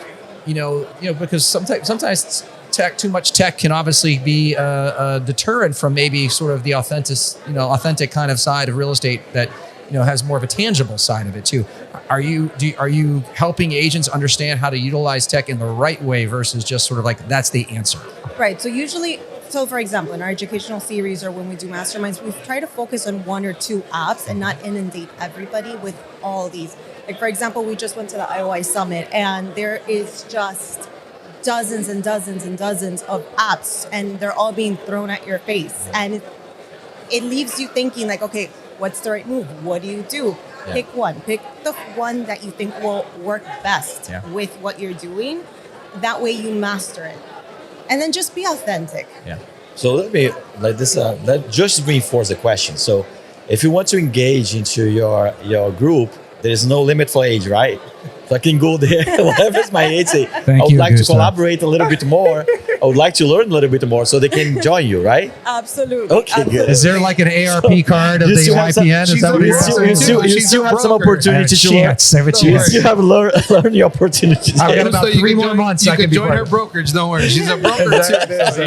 You can join her. The beauty about this is that we are all constantly learning from each other. Like we are going to learn, a plethora of knowledge from somebody that's been in the industry 40, 50 years or plus. And then vice versa. We get a lot of experienced agents that come to our masterminds. They came to our RE Bar Camp and they leave with all these new and fresh ideas and they're also motivated to implement them into their business. Tell us a little bit more about those masterminds. I think that's something interesting because no one else has mentioned masterminds, and I think that's a really cool thing. Maybe this is something that's coming from the YPN, and how they can find it to engage with you and to find you for this mastermind. So we try every quarter to implement at least 1 or 2 masterminds. Even if it's a networking happy hour, we try to implement a mastermind or a panel. Like for example, for Women's Month at the beginning of the year, we had a panel called Lead Hers, and we had a prevalent female real estate agent from every market there. We have our RE Bar Camp, which is our largest, I would say, mastermind. We held it at FIU this year. We had close to 200 attendees. That was amazing. Wow. And that solely focuses on you. So we have a board with the time slots in 4 different breakout rooms, and you decide what you want to learn. So you write on a card what you want to learn, you put it on there, and it's an open forum, open discussion where everyone's just throwing ideas, feeding off each other. Love that. And then we are really also helping now young professionals grow their global referral network. Yeah. So now we're global, and we held our first global conference this year in Dubai. Where was that at again? In Dubai. In Dubai. Wow. Wow, that's amazing. That is amazing. Listen, we need to have you back because I think that we're just scratching the surface on really what the YPN's up to. And so we would love to invite you back to the Real Stuff Show and actually really dive in a little deeper on all the different types of platforms. Eventually, you can go to one of these masterminds and create a podcast. Maybe we can do that as well too. That would be amazing. Would that be amazing? Absolutely. I would love that. You will be in the next one. Awesome. Yeah. Awesome. Thank you very much. Thank you so much. Real quick, and where can people find you right now? Give us an Instagram handle or something. Katherine_Arteta. That's great. Awesome. Thank you so much. Thank you, Katherine. Appreciate you. It was amazing. Yes. Hello again after a break and some lunch. I just ate some eggs because I'm doing protein only. I feel you're boring. You're very boring. Chicken. Yes, why not, right? Protein. That's great. But we're back. The Real Stuff Show. Yes. And now I'll let my employee of the month introduce her. Employee of the month. Thank you. We're gonna put your plaque on our wall. I'm sure. So honor to co-host. So I'm gonna introduce this person. I might know her since I first started in real estate 16 years ago. Yes, that's how much time I've seen her kids grow up. What? That's how I know I'm old. And she's still young. So this is our operating principal, Natasha Tello. She has 5 offices, podcast, and really great leader. So I'll let her share a little bit more about our organization and what we do and what she does. So Amazing. Natasha Tello nice is to meet you. us. Thanks for joining us on the Real Stuff Show. Appreciate My that. pleasure. Yeah. Thanks for having me. We want to know a little bit about you, but definitely before you leave, you're going to give us some dirt on this guy, right? I hope. We have enough time for that? Yeah, no. We have to have you back for a second segment. 16 years is a long time. That's all good. We're going to squeeze something out of somebody around here. But probably with some good stuff too, right now. Exactly. All good. Exactly. So tell us a little bit about yourself and just kind of like where you are in life right now with the company. So I've been in real estate since 2000, so 23 years in this industry. Prior, I came out of the hotel business prior to this. So from hospitality, 11 years, 23 in real estate. With Keller Williams since 2003. And now have 5 offices, sales team. I think Alfredo shared we've got the podcast going. That's my new big passion project. Amazing. Amazing. How many people do you need right now? So it depends on which offices we count. Our Broward and Dade offices is about 1,000, and then I am also a broker in Fort Myers, and we've got another 300-ish over there. So it's about 1,300 agents. We're getting some powerhouse people here, which I really love, and what we've seen here, right, is sort of this delineation of really people that are leading, the industry and helping agents kind of formulate themselves in this kind of like, I've heard switch market, I've heard mixed market. So what we would love to have you share with us is, what are you seeing, from your perspective at a higher up down kind of perspective, how you're influencing your offices and your brokers and agents below you? I think the most important thing, someone actually asked me before as I came off stage, and I said the most important thing is being in the market of the future, not in the market that we just came from, because that's where most people get stuck.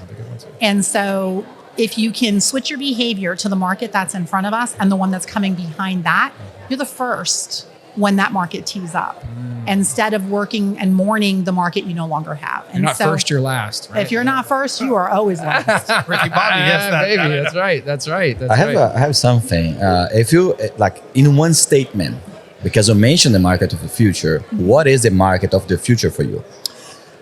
It's really not the market of the future for me. It's the market of the future for our agents, and it's going to depend on where they do business. Because we go over a large geographic area, I've got agents that work the suburban markets, the single family home markets, the first time home markets, the luxury markets, the vertical condo markets, the markets east of 95. So it's going to depend on where you are, because the markets are behaving differently in different areas and in different price points. Are you directing, because you're looking, like, I love what you just said, that you're like herding cats. You got so many different type of verticals going on in the real estate industry. There's a lot. Is there a sector that you see that might be more of a growth opportunity versus a sector that might be more challenged right now? I don't think we've asked anybody that yet. Yeah, so I would say our greatest challenges right now are probably coming in our vertical markets, having to do with the associations, the challenges that we have as a result of Surfside, and then the insurance issues. And so I think insurance is affecting everything across the state, but the associations needing to be fully reserved next year is creating a challenge in our condo markets. It's also creating a challenge, especially in those 55 and over markets where people might live on fixed incomes. That becomes challenging. I think we have growth opportunities, though, in all the markets. We have significant desires, we saw on stage, for single-family homes in South Florida. But we're kind of out of land, right? So we've pushed as far into the Everglades as they will let us for now. And there's nowhere to go. The ocean, caps us on the other side. So we're going up. And I think what you're seeing going in everywhere, even in suburban markets, is we're going vertical. You look up in Broward and places like Sunrise and Plantation. We've got condo buildings. I mean, this was single family home. This was sprawl years ago. It's crazy. It's weird. However, if you look at any mature city across the U.S., that's what happens. Yeah. New York, Chicago, it doesn't matter what, California, it's what happens. The first housing stock product is single family homes. But over time, as the economy and as that industry in that area changes, and the desire and demand, you saw Florida's now, Ryan, for number, we're fighting with Texas and California for population. We're going vertical. It's very interesting. It's funny, and just a tidbit on the vertical side. I think I'm blackballed from the city of Parkland because I asked Parkland. I thought Parkland's Do you remember? I The don't know, wedge remember- is not. I went to Parkland. I said, "Listen, I got your problem figured out because you can't build out in the Everglades anymore. Why don't you just go vertical?" And I don't think I've ever been invited back to Parkland again. So You were thinking of the future. I was thinking of the So future. you might have heard. Parkland might be the only city in Broward does not want to go vertical. Well, they're not the Shout out only to one. Parkland. Weston, there's a couple of other cities Yeah. that don't. And again, when you think about it, everything changes over time. But there are people who want to keep things the same. Yeah. And that's just, well, listen, everything changes. Everything. The faster you get that, the faster you'll be ahead of everything. I like that. Well, it sounds like you're ahead of the curve too, which is really interesting. And I'm going to give you a little shout out. The KW brand is a really, I think, a really interesting leader in the industry, especially for the young agents too, and people that are really into marketing. Because I went to a KW seminar, and one of the things that I think really stuck out in my mind was how you embrace technology. It's 100%. It's not run from it; it's run towards it, right? It's utilize it and leverage those tech opportunities. That's why from stage before I talked about the AI. Like, we can't be afraid of it. What we need to do is leverage it for our agents and their businesses so that they can get in front of everything rather than behind. Yeah, I mean, what kind of advice are you giving, like old guys like these guys and young guys like me? What are you doing right now to educate them? The white Okay, beard so- said this. He got hurt what I told him before. The white beard was before. A little Sorry, better, no, a little worse. he's learning to be white beard. This is my I'm show. going to tell you right now, age has nothing to do with it. It's desire and tech. Whether you're tech adverse or you love tech, because I'm probably of the same age and I love tech. I say I'm born in the wrong generation. I should have been a millennial because I love the tech. My husband and partner, on the other hand, does not love the tech at all. And there's a 2-year age difference. It's not age. Yeah. However, if you're not as adoptive or loving of the tech, and maybe it's not your thing, maybe you're much more of an in-front people person, then partner with a younger agent. We have so many young agents that are coming into the business right now. They could use the mentorship of a seasoned professional who can take on the relationship piece, teach them the ropes. And then the young ones, it's natural. They were born with a phone in their hands. Yeah. They video everything. That's natural. I have to remember to take my phone out. What do you think about that, Alfredo? I mean, you manage people as well, and what's your coaching ability to somebody that wants to get into this, embracing tech and embracing podcasting and all these things, but that can also be a distraction in our industry. It 100% can be. And one of the things when you're leading people, and like she said, is work with people that are good at that skill. We can use the podcast today as a perfect example, right? We're here at Rock the Market doing the first ever podcast from Rock the Market. So we're kind of pioneers of the future here, right? Yeah. So, I like that. I don't have the equipment for it, but you guys do. So as pioneers, as you do this, as you do those things, I think it's partnering with the right people. The same way we have photographers here taking photos. I have people follow me around taking videos. I'm not skilled in that aspect. And that's one thing I've learned from her and level 5 leadership in the organization is partner or learn from people that are better. She's better at the tech, so I learn a lot from her on the tech side on there. So the true YPN is Natasha on that level. And that is... Got to just change the birth certificate. That's amazing. That's But- amazing. but that is, it's forward. Natasha, forward thinking. first of all, should we consider Jay a seasoned professional or a young professional? Well, you just- This is my first question. I'm going to lead to another one. It has nothing to do with age. It has to do with how long you're in the industry. Listen, CJ, Natasha's there's no on Team problem J that over you're here. 50 years old, on Team Jay. Natasha, 55 Team years J. old. You heard her say to herself, if you're hitting podcasts, you're obviously on the millennial side. So, I mean, I'm doing something right? There you go. That's right. And again, you mentioned that you embrace tech. What piece of tech that you think is something that's disruptive, amazing, that you use in your daily work, or you recommend to your realtors? I know that's a lot. It's a big question. But give me one that you think is great. I think, if I'm speaking to the realtor community, leveraging AI. They are not utilizing it. It could shortcut so many things. It's a huge time saver if you know how to use it. We have a lot of agents where English is not the first language, right? Put it in the AI. Let it give it back to you in proper format that sounds amazing, like that you had a professional copywriter write it. Yeah. So I'm just trying to actually get him to start using that when he communicates. I don't know. I think when I use my Portuguese English, it makes more sales in general. People get excited. It's sexy. I don't know. She taught me how to use ChatGPT. So I use ChatGPT for my presidential speech. Just make sure I didn't miss a comma. It is on that. It's scary because it's so kind of new to us, I think, as well. But I think you're absolutely hitting the nail on the head, which is, that you can't be scared of. You have to embrace it. It's here. It's here. It's not going away. As a matter of fact, it's going to take over more and more of our lives. And of course, there are nefarious, scary things behind it. And the truth is, if you're not looking for that, you're looking to use it for the positive ways, embrace it. I'll tell you what, we would love to have you back on our show to dig a little deeper into the world of tech and how you're helping the agent embrace these types of technologies and really take it into their careers. So, and I have a question, not for now, for when you come back, is when technology will replace the realtors. Don't tell me now. It's when you come back to our podcast. So that means everyone has to stay tuned. And in the meantime, they can jump on our podcast. I did like 7 episodes with my team. That's great. On AI and how to leverage it. Love it. So how can you find them? They can find it at the SheEO podcast, Life in the She Suite. That's amazing. So guys, stay tuned. Thank you very much, Natasha. Thank you guys for having me. This is it. Amazing. I don't know. We did a lot of interviews, probably 10 already. I'm losing track, but we got some good stuff going on. I know that. And now we have Dave Conroy. Dave is the director of emerging technology, Augusto. If you did not read that correctly, emerging technology for the National Association of Realtors. So pretty much, without a doubt, Dave is the smartest guy in this room. Emerging means young, right? So not part of your peeps, right? It's not part of my YPNers. No. Well, thank you so much for having me. I'm thrilled to be here. Dave, I appreciate you being here with us as well, too. So just to tell you a little bit about what we do here at the Real Stuff Show, Dave, is we ask real questions, real topics, no BS. Don't hold back on us, okay? So if there's something cool out there, techie, trendy, that we need to know about, we want to hear it here live before anybody else can actually find out about it. So strong takes are welcomed, huh? Strong takes are welcome. I don't need to use my burner accounts for this one? No. Describe a little bit your job role, like what you do every day. So as director of emerging tech at NAR, it's my job to look 5, 7, 10 years out at any new technologies that are coming up and determine the viability for those technologies in real estate. So, over the past few years, we've been looking at blockchain and crypto, AI, 5G, drones, probably a dozen different topics, and we're actively focusing on like 2 or 3 at any given time.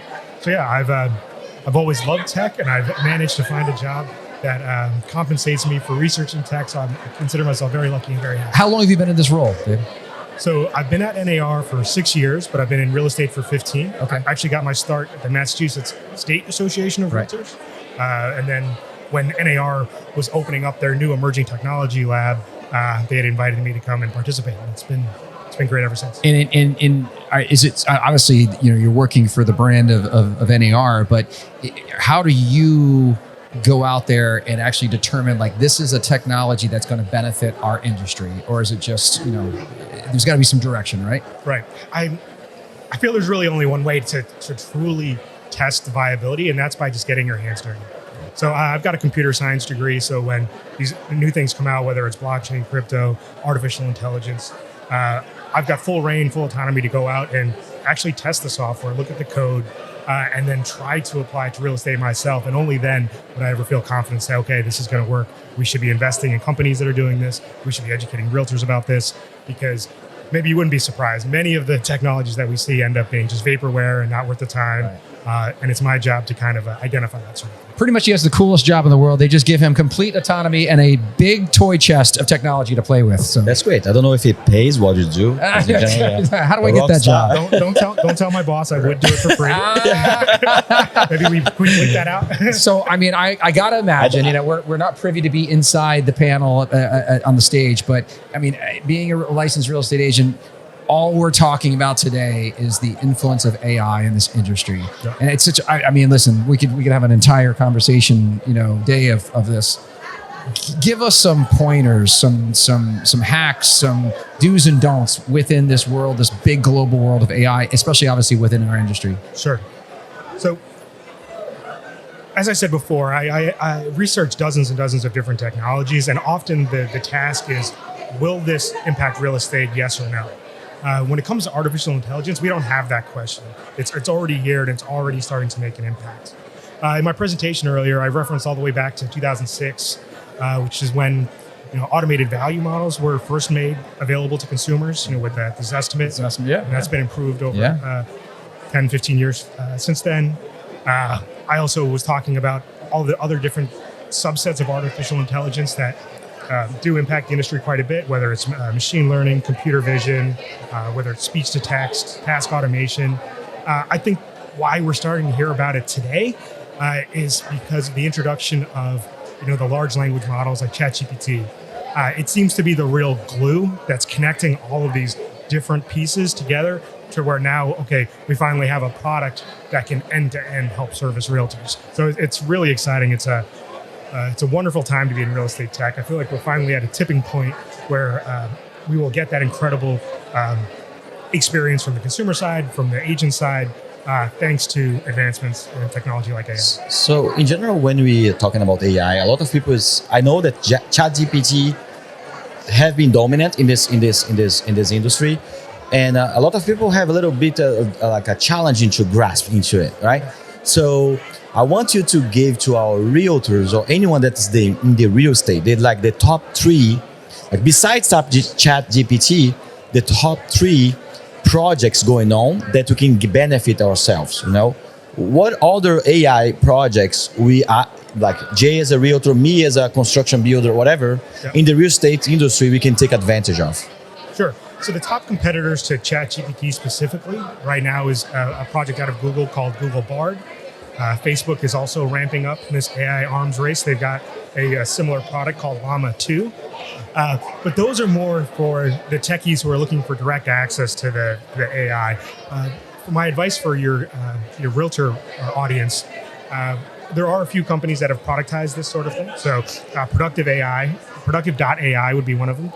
They just won the IOI pitch battle on their tool that uses ChatGPT-like technology to pretty much automate all of the daily tasks a realtor would have. So I would recommend checking that out. RestBee.ai is an incredible computer vision company. Can you repeat this one? That's RestBee.ai. RestBee.ai. So they do computer vision. So they analyze all of your listing photos for MLS compliance, for ADA compliance. They can even give you quality and condition scores of properties based off the photos. And again, they do fantastic work. So those would be my top 2 recommendations for AI tools you can use today. But even if you don't want to invest any money and you're just interested in scratching the surface, getting your feet wet with this, you can just go to chat.openai.com and just get some experience with the technology directly. Just piggyback on this question, because I would like to see, is there any, because you mentioned a little bit the daily task, you mentioned a little bit something with the image, and of course the text and for the artificial intelligence. There's anything that you see right now in terms of marketing, follow-up, or something that can help marketers into the real estate industry? Sure, yeah. I think that's one of the off-the-shelf use cases of these new large language models is the fact that they can help with anything that involves creative writing or marketing or writing social media or blog posts. That's just one of the strong points of this technology. So again, for that one, you can use ChatGPT directly for that. I found Grammarly to be very helpful. They've recently added some AI tooling to that.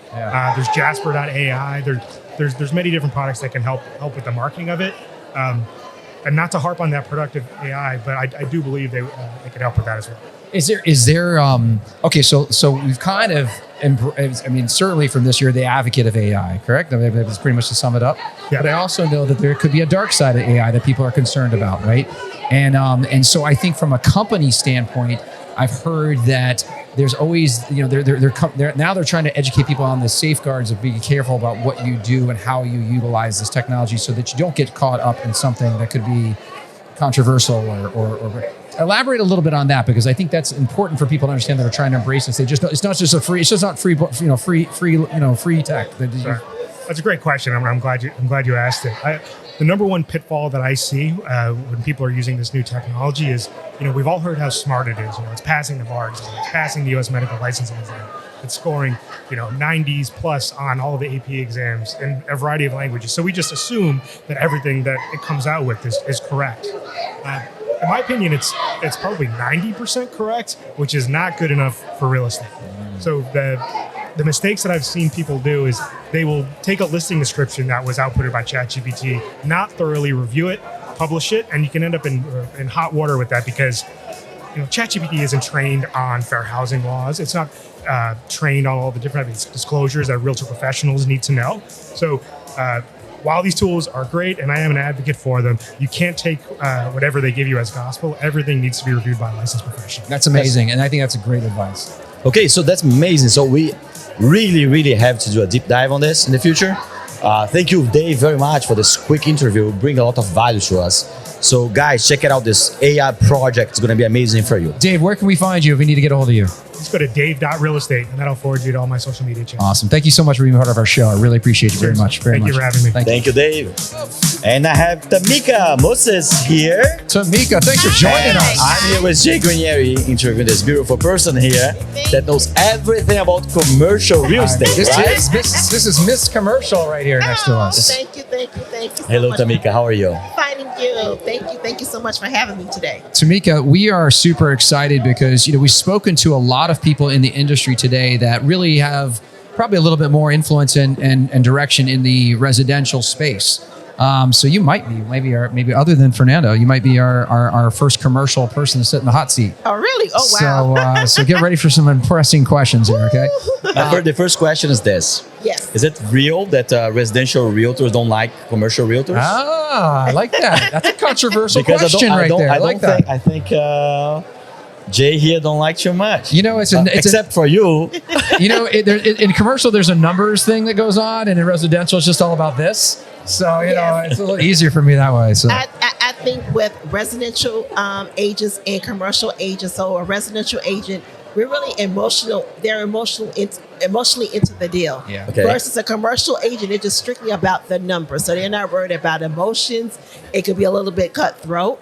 You sound like you're describing my wife right now. I don't know. Is my marriage? My marriage is kind of like that too. Oh my God. I hope your marriage is not like She's that. amazing. She's amazing. Yes, I love you, baby. Don't leave. She's amazing. In general, they know a little bit better to do with the mathematics of the deals, Yes, right? they do. She does. She does. She tells me every time I do something, spend something wrong. So but you're absolutely right, and I think that's a great point. Is that in residential we deal with a lot more emotions. In the commercial side, it's much more about the dollars and how it makes sense for really the client. Yes. Talk about how a person becomes a commercial broker in the industry, because we used to say no one's born a real estate agent, but in the commercial, I feel like it's the next level up. It's the next level up. So my background, I originally started in the residential realm. Okay. So when I went and got my master's degree from FIU, I did the Master in International Real Estate at FIU, the program. I said, you know what? I'm going to start doing commercial. So what I started doing was I started taking more classes. I started working. So I started learning from other commercial agents. How do you start doing it? So of course they're going to give you the smallest deals possible because everything is about numbers and big checks. But it was all good to me. Because guess what? It gave me that way to start learning about commercial. So I never stopped learning. Yeah. So I tell any residential agent, find a commercial agent that you can vibe with, because you're not going to be able to vibe with everyone. That's just the truth. I hear you. And then also start mirroring that person, asking them different questions, because I'm very open. So I have a lot of residential brokers that come and ask me different questions, and I try to answer as best as I can. So now, as they're trying to pivot into the commercial space, I always hear agents say, well, I need a commercial license. I'm like, no, you don't. I'm like, you don't need who told you need a commercial license? They're like, no, I need a commercial license. I'm like, no, you don't. There's one 63-hour course that everyone takes. Everyone just makes a decision once they get their license. Which way to go? So the board now has a commercial certificate. So it's really for people who don't know anything. You're learning about the acronyms. You're learning about zoning to the start getting into the realm of learning how to do a commercial real estate transaction. So that's great. So you support people that want to flip into the commercial. Most definitely, because I was one of those people. Okay. And I'm glad that I'm able to help other residential agents come into the commercial space, because I really didn't have that. See, so if I knew a Tamika early on in my career, I might be a commercial guy. You never know. Too late right now because of age. Nobody wanted me to help me. You will tell me that where were you? Young people can always change careers, right? I got to stick with my YPN guys. And you know what? One other thing I always tell commercial agents, stop being mean to residential agents, because believe it or not, a lot of residential agents always have commercial buyers themselves. Can you say that one more time? Stop being mean to the residential agents, commercial people. Yes. Even if they're dumb, that's no problem. Be gentle. And I tell them, no question is a dumb question. Yes. I have a lot of residential agents who I partner up with to help them complete their deals. They're like, Tamika, I'm like, no, do you want me just to pay your referral or you want to learn? I want to learn. All right, then split it 50-50 and let's go. I'm going to teach you how to do this. I love that. Yes. And what is the industry doing right now to help making people more aware, more comfortable in the commercial industry? Tools, things that we're using now that we didn't have before. Well, we have the commercial MLS. So we definitely have the commercial MLS. So people don't realize when you become a member of the Miami Association of Realtors, you can add on the commercial MLS for a very low cost of $75 for the whole year. That's amazing. They're like, wait, what? I say yes. And I say, as each month goes, it gets prorated. They're like, are you serious? I'm not a realtor, but I'd love to pay this to get access to the knowledge Sure, base you that would, you have. Augusto. You always want our secrets. Exactly. And we are rotating classes on a monthly basis. So when you want to learn how to do the basic math, we have a lot of courses that we're now supplying. We have a full-fledged commercial certificate. So this is your entryway of getting into commercial real estate. We have commercial marketplaces. So it's so many different tools and things that people be able to, residential agents say, hey, I want to jump into commercial. Well, come on into it. The door is wide open. Tamika, if people are watching right now and they want to know how to get into the commercial side of the business, where do we find you? Because we love you. Okay. Find me at Tamika, Tamika, Moses, Moses _ on Instagram. Or would you also like to reach me by phone? 954-404-4646. You heard it here first. Tamika, for sure, I would like to have some access to this information now. Of Okay. course, yes. See you soon. And we're going to do a deep dive on this soon. Okay. Yes. Thank you. Thank you so much, Tamika. I appreciate it. Thank you. Woo! We are with the Real Stuff show here. Real stuff, no BS. Real stuff, no BS. And we have the big deal guy with us with beautiful hair and beautiful jacket. I am now officially the second best dressed guy here. Last place will be me. Welcome, Gus, through our show. I really appreciate that. For everybody that does not know Gus yet, he is the chairman board elect. Kind of a big deal in the house right now. Okay, so you might want to listen up to some of the facts that he's going to tell us a little bit about what's happening behind the scenes in the real estate industry here in Florida. That's going to impact all of our viewers. So we have Gus Fonte. I always remember name first. Gus Fonte with us. Actually, Augusto, like you. Augusto Fonte. That's great. Yes. That's great. Just want to make sure we have that straightened out from the beginning. Okay. Thank you. A pleasure to be here and talk about my favorite profession in the world, real estate, and my favorite place to do it, which is South Florida. This is the best market in the world to do anything related to real estate, commercial, residential, rental, anything. We're at the top of the food chain when it comes to volume, prices, buyers, sellers, everything. It is the best. You've been in this industry for quite a long time. Give us a little just flavor and background about yourself as far as where you kind of rose to where you're at today. 37 years in the industry, primarily industrial for the last 20 plus years. I did a lot of residential apartment buildings when I first started. But as for right now, I would say 95% of what I do is warehouse. We develop from scratch. We buy old ones, renovate them, and rent them. And we also do some slight brokering, but the majority is development and hold and collect rent, which is very important. Impressive, very impressive. I have a question to Alfredo now, because Jay is always telling me, this guy is the top of the food chain, and that girl is the top of the food chain, and now Florida is the top of the food chain of the research. What it means, like you can eat everyone? Pardon, because I'm still learning English. Alfredo, let me know in Portuguese. So what it means, Alfredo? Tell me, what's being the top of the food chain? Well, Jay, that question coming back, top of the food chain, I think that's what you have here at Rock the Market. You have some of the top brokers. Gus, super humble, but one of the things that I hope he talks about is he's actually influential in the building that we're putting together, the Miami Association. So top of the food chain, I know that's a keyword we're throwing around, but the top is the top. You have it here. You have it with you guys being the first ever that we're doing the first ever podcast, the Real Stuff podcast here on the side. And awesome. With him, I think the top is going to be that building.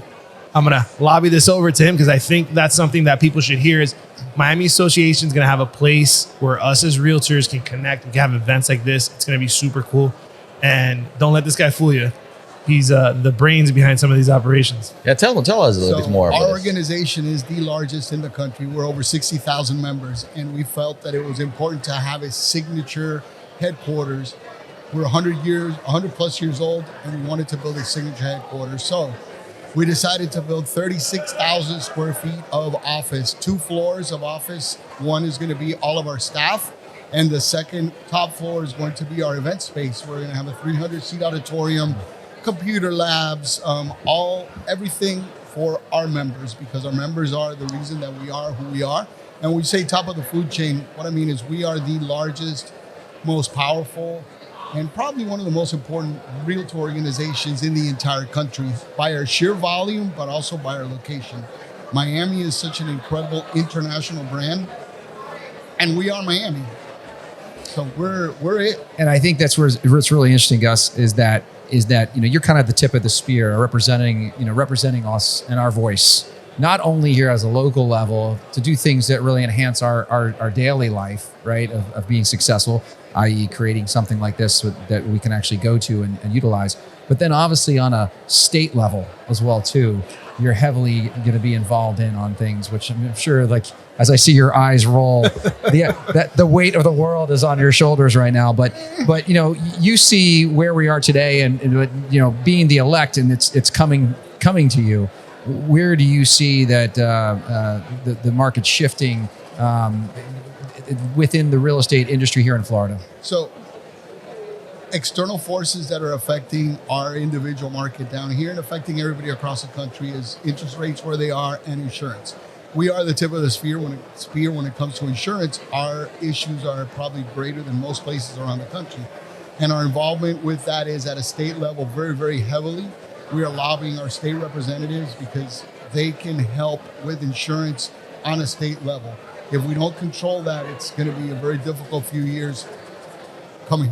But I think we have some good ideas with that. Interest rates are nationwide, so it's competitive everywhere. Still, Florida is such an incredible state to move in. No sales tax, beautiful weather. Yeah, we get, every once in a while, we get a hurricane, and other places have other issues. Fires, tornadoes, floods. So I think nature is everywhere. But the lifestyle that you have here in Florida, I mean, look around, look at the people that you have in this room. It's crazy. And to me, one of the greatest things is when I'm out of the country on vacation somewhere, you land in Miami International Airport, you're home. You're like, okay, this is Miami. There's nothing like it. I'm born and raised, lived here my entire life, traveled everywhere. And if you said pick one place to go, live, I've had the option. It's Miami. So this is it. And I think some of the external issues we'll be able to get a handle on. 7% interest where we are now is not that expensive when you look at a 30-year term or over a 30-year period. I remember working in real estate when interest rates were 17, 18%. And we were doing deals and you were working, and then they got to 10 and 12 and we were like, oh my God, this is super cheap. We were just kind of spoiled with the hyper low, and we're maybe a 1.5 or 2 points higher than we should be, but it'll level out. Yeah, that's great. So the most important question, this beautiful building, what's going to be the floor for the Real Stuff show? God, I love you, Augusto. I typed you there. The whole top floor. No pressure. We're actually doing an entire recording studio. Is that right? Oh no, when this thing is done, it is going to blow people's minds. Beautiful. Jay, you are sleeping, man. Where we are with this? I mean, look at these suits. Look at these suits that he has. Right? You don't do good stuff without. How do you don't know anything about this yet, man? We're working on. This is our first nice to meet you about this. Right? Yeah. Gus, last question. Where can people find you? Because you're going to be, so like I said, you're going to be the guy that people are going to come to really sort of see the shaping of where things are moving and shaking. So where can people find you right now? And we're going to get you back on the show to get you a little deeper. Where can we find you? Email, Instagram, where are you at? So I'm not really big on social media, but you're a TikToker? You're a TikToker, right? Yeah. No. Call the association. Right. I'm told that I have to up that game next year. All right. But easy. I'm an email, and I'm always, my cell phone is on my business card, and my email's on my business You're a people card. person, Gus. I'm A man of the man. I like walking around and actually Love eating that. and enjoying. Well, I feel We didn't let grateful. Alfredo say anything. Let him just say one sentence. Yeah, say something. No, it's just I'm speechless. I told you he's the pretty man. He's the pretty guy. Pretty I'm guys about don't a say few much. words today. He's my eye candy. There you go. Yeah, I can't. Okay, thank you very much, Gus. Thank you very much. Appreciate it. Hello, my dear friends. The Real Stuff Show again, back here. Woo! Okay, and I'll let my friend here, Alfredo, introduce our new guest, this beautiful person here.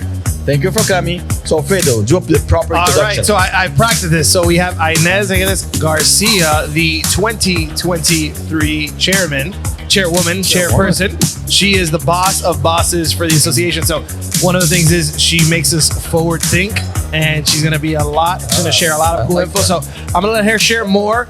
But the one fun fact is she just won the award for 2023. What is it? You want to share more? The Wire Woman in Real Estate Influence. Yes. Basically, just means you're a badass woman. Is that basically what it is? Yep. I think that should be the title. I think it would be, right? She's our leader of leaders. That's awesome. And by the way, I love your name, and it sounds so much better coming from someone that has a little bit of an accent versus someone like myself that just botches everything up when I say it. I have to practice. That's so good. And that was really good. That was good, wasn't it? Thank you. I know. And as I'm so excited that you're here with us today. Thank you so much. No, listen, this is so exciting to see you guys here live. I mean, that is absolutely amazing. I've been walking by and seeing all the guests that you've had, and it's like, when's my turn? I need to go. Well, now you're on the hot seats. Well, give it to me. It's something interesting that you need to know about us. Like, we are a remote podcast focused on real estate. So if you have other events, or if you want to bring us to your buildings, we can also do this. Right? So Beautiful. you can go in deep, because sometimes here 5 minutes we cannot learn everything. For like amazing people like you and Alfredo here. Jay, we know everything about Jay, so that's and if you don't, I'll just keep talking. Anymore. Eventually, you get everything out of me. But let's focus on you, Ines. And so, what I'm just highlighting it here, badass, because I just think that's a better way of describing it. Because listen, I think that what we're seeing culturally today is this empowerment of women, right? Where I think that women are just actively just becoming the leaders of our industry. And certainly I believe in our industry, I think there's much more of a female presence happening right now. So I think it's important to have female leadership involved. So tell us a little bit about what it meant to you to get that recognition, and kind of what you've done to kind of deliver, that to... It's funny because my dad was an engineer. He taught me how to grab a screwdriver early on in my life.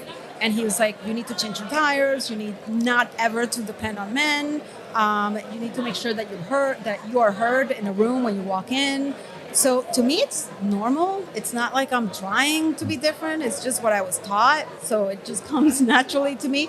But then I get all these women just saying, we feel so inspired. So that changes the game. That's awesome. It's not longer about me just innately doing what I do. Is about trying now one step further to inspire other women to be the best that they can. It's amazing. And I'm a girl dad, so I resonate well with that as well too. And I know Gusto as well too. And me too. So we could I look at things differently through a different lens, because I'm trying to see if I can instill some values like that into my daughter, which is amazing. Where is this space of influence, kind of steered you into other opportunities to develop yourself as well too? Well, I have a degree in architecture from the University of Miami, so it started like that. My journey has been very organic. It hasn't been, this is what I want to do. It's been more about recognizing doors that open and just taking them full blown. Some doors have not been so great, I totally admit, but that's part of life at the end of the day.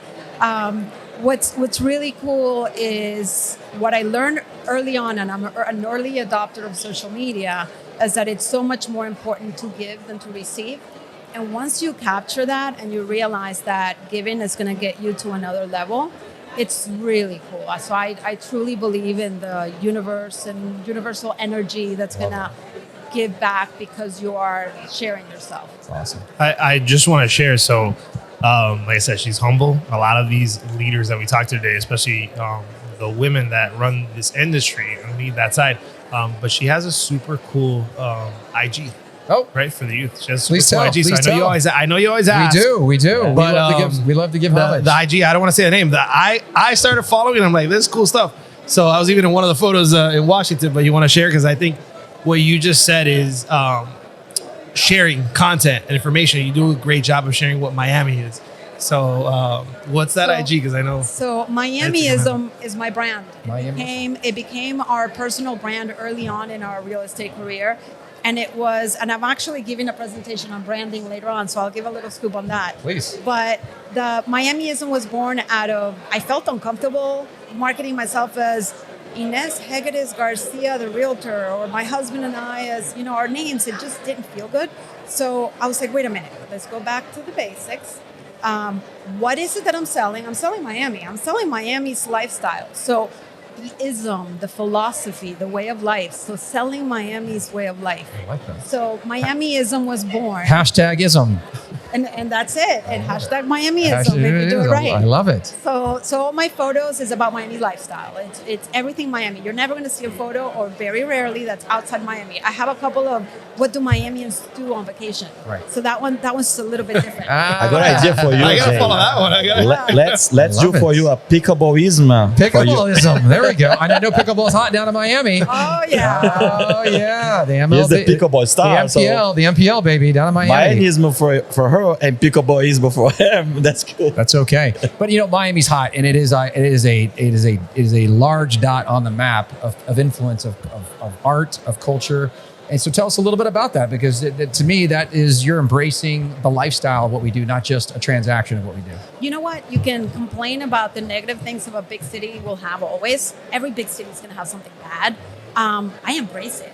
It's like, let's take on the challenge. We have traffic. Oh my God. It means people are going places. It's like one of those things. So it's everything from culture to restaurants to boating. A lot of boating photos. I'm jealous. I'm jealous every time I see that boat. Sounds like Inez is living a good life, is what I hear. Yeah, and within that, obviously, real estate. Because at the end of the day, we are selling real estate. Yeah. So there has to be some real estate mixed into that lifestyle part. What's a recommendation? Because now you took over already with Miami, right? With Miamism. What is the recommendation for people that's starting, like creating their own brands? If you have to give a statement, something, the most important thing for this. Know your audience. Know who your niche audience is. Don't just try copying people. Don't be passionate. Find what fires you, what your forte is, and you can make money out of that no matter what in real estate. So you're saying pickleball as your social object? Yeah, I happen to like pickleball. Mojitos is mine. So we all have. I think I prefer mojitos. I know. I might switch to mojitos. I'm gonna pass on the pickleball. Sorry, sorry, Jay. Pickleball sounded cool about 5 minutes ago. Mojitos for the win. But wait. Maybe we can do something with mojitos and pickleball. No, that would be dangerous but fun. You got the chair. You got the chair here, so if anybody can do it, it's her. This is good. That's good. And then something that is very important, and I see that we were talking about life balance, right? And then I think you integrate a little bit your work, because I have to have a professional life and I have a personal life. And when you get into this, you see that it's not like this necessarily, right? So I see, and I see how you glow talking about your business. I see that you integrate your business into your own life.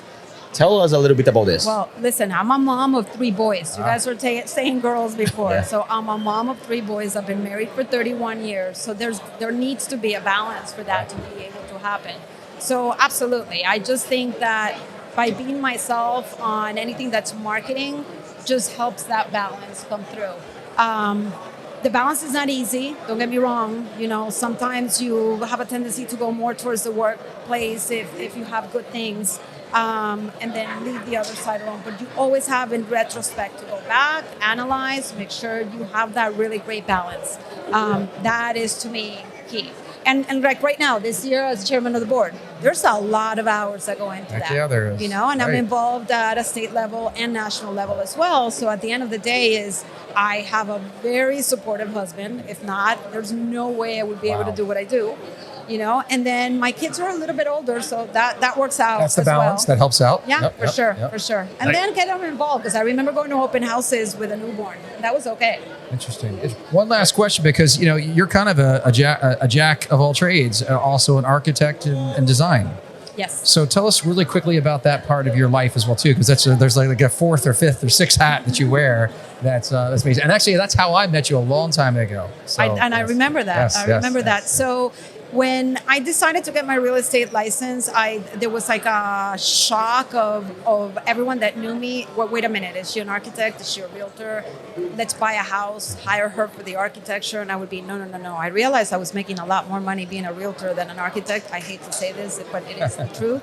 And so I put my foot down and I said, architectural consulting services only, exclusive to my real estate clients. So that's how that evolved into something really cool. So everything that I did in real estate the niche was architecturally significant within the Miami lifestyle. So it kind of fits in beautifully. Architecturally significant and historic homes, I just light up when I go into a historic. I think that's a great lesson for women that are watching this right now that are trying to get into our industry is that, a lot of people put a lot of I can'ts in this business. And here's a great example of somebody that's literally tackling multiple verticals of different types of styles, from branding to marketing to architecture to real estate and obviously to running the show. Now we asked, I hear the jingle coming, but when the chair is on, we give her a little side. One of her hashtags is forward thinking. So it's you want to share, because that is one of the things she's always thinking forward. And I know she's humble, but the kids are all won a lot of awards. So that work-life balance is something that she's done. But I think that hashtag is a great hashtag that goes along with the Miamism. So it being chairman of the board was all about, there's continuity in leadership, and there's just really, really great things that we have achieved in Miami. But there's something about anticipation with all the issues in the industry and being able to lead your story and your narrative based on data, because I'm very data driven and tech just lights me up. So the idea of forward thinking was, okay, what can we do differently, but thinking ahead always.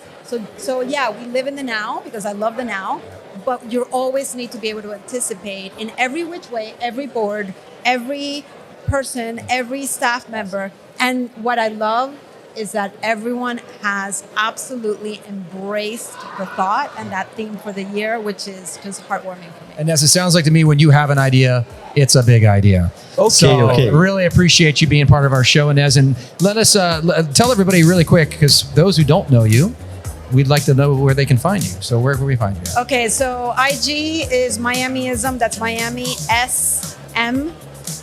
Twitter, early adopter, it's my first name, Ines, INES. Oh, wow. Everything else is Miamiism. You'll find me on LinkedIn, on Facebook. Everything else will be Miamiism. And as we absolutely want to have you back in front of Augusto and I at a later date and really dive deeper into some of the things we talked about. I would love to. Thank you for having me. Thank you. Guys, one more amazing interview. The Real Stuff Show with Ines.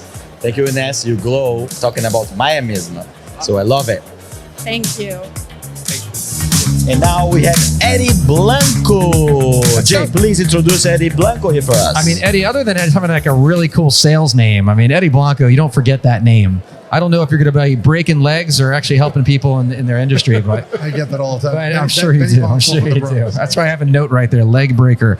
But Eddie Blanco, he is our 2023 residential president for the Miami Association of Realtors. So a pretty strategic guy for the success of the 60,000 real estate licensees here in South Florida, I'm assuming, right? Yeah. That's right. Yeah.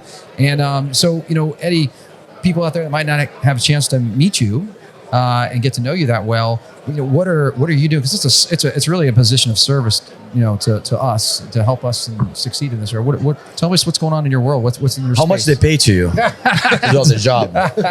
Not enough, I'm sure. Not enough. Yeah, they certainly don't pay me enough because this is a volunteer position. But that's great. Oh my gosh, I don't want to. It's enough for me to have this podcast that nobody pays me, right? So never getting invited. I know what I'm talking about, man, because I do service for the board too, so I don't get paid too. You got a free lunch today, Augusto. Don't be upset. Yeah, today was only my free lunch. Eddie, I'm sorry, man. Go ahead. We get a free lunch and an occasional seafood tower. Seafood tower, yes. Do you get a parking space? Do you get a parking space? Because parking is very valuable in Miami, from what I understand. No parking space. No parking space. All but, right. The Miami Association of Realtors, in my role and why I do this is because it's my way to give back. I've been in the business since 1998, and along the way, many people gave me a hand, showed me the way. And so, now after having earned a couple gray hairs in this industry, figured I'd give back. And so that's what it's about. The association, we're here to provide the services to the agents so they can get the training and information they need to be successful in their business. So that's what it's all about. Keeping a watch Something that's very interesting, and I don't know if I'm completely wrong, but like everything that you do is focused on the realtors, right? But a lot of people that's not realtors, they could benefit themselves in terms of the knowledge base that you generate, like investors, homeowners, other people. They have access to the knowledge that you create, or anything that we can train and get to know a little bit more about real estate industry? Yeah, the Miami Realtors has a lot of the information and training and information gets pushed out through the social media channels for the Miami Realtors. But it's most of the information's dedicated to the realtors. But I know. But other people can definitely benefit from it. And we do have a forward-facing public website as well. How do you collaborate between the two of you? Because obviously the Miami Board of Solicitors Realtors, obviously it's kind of branded in its name, right? And then we've kind of created this sub-market, extension, sort of the little brother of Miami, right? So how do you two work together in collaboration? I'm going to chime in on that one. Yep. I think, I've known Eddie for a while, since I first got my license. We worked indirectly and now directly. And I think the way that the board works and what makes it work great is we all get together, and at the end of the day, what we're collaborating for is for the realtor. And I know it sounds cheesy and all of that, but the reality is, like you said, pay it forward. I was tapped on the shoulder once to be a part in leadership, and it's a volunteer job, right? But a lot of the things that he does or he implements or his vision is things that then we see in Broward and like, okay, I like this idea. So the way that we've worked so well together, I think this year and all the boards is we just communicate. And the best part is, since we know each other in the business, it's easy. Like, hey, I like this idea. Okay, great. We're doing it here. Because he did one of the ones that we did that I think was where I learned a lot was the first broker. We started having meetings with the brokers to share the value that Miami has, because Miami has tech and tools and all different types of items for the brokers and for agents. And he did the first one. So he was the pioneer of that. And then we just copied and we're like, okay, we'll tweak this a little bit. And then he saw ours and he goes, okay, we'll tweak it here. And we're just improving. So I think the best part of collaborating with Eddie and collaborating with Ines and Katherine and the rest of the leaders is we really collaborate to grow our side. One of the chairs is back there running around. But no, and he is a wealth of knowledge. And that's one of the things that I love about him. And I think that's why he's going to serve as the chair and do such a great job. And I know he'll share more about that, but I think he really sees us helping the realtors. And I think that's what is going to make him a great chair. That's awesome. And to his point, like we had Broward they started an ambassador program. The idea of that was have people who wanted to be in leadership, who hadn't been around long enough, kind of get their feet wet in leadership, understand the association, help promote what the association is doing as an ambassador. And then that was like our feeding ground, if you would, fielding ground, right?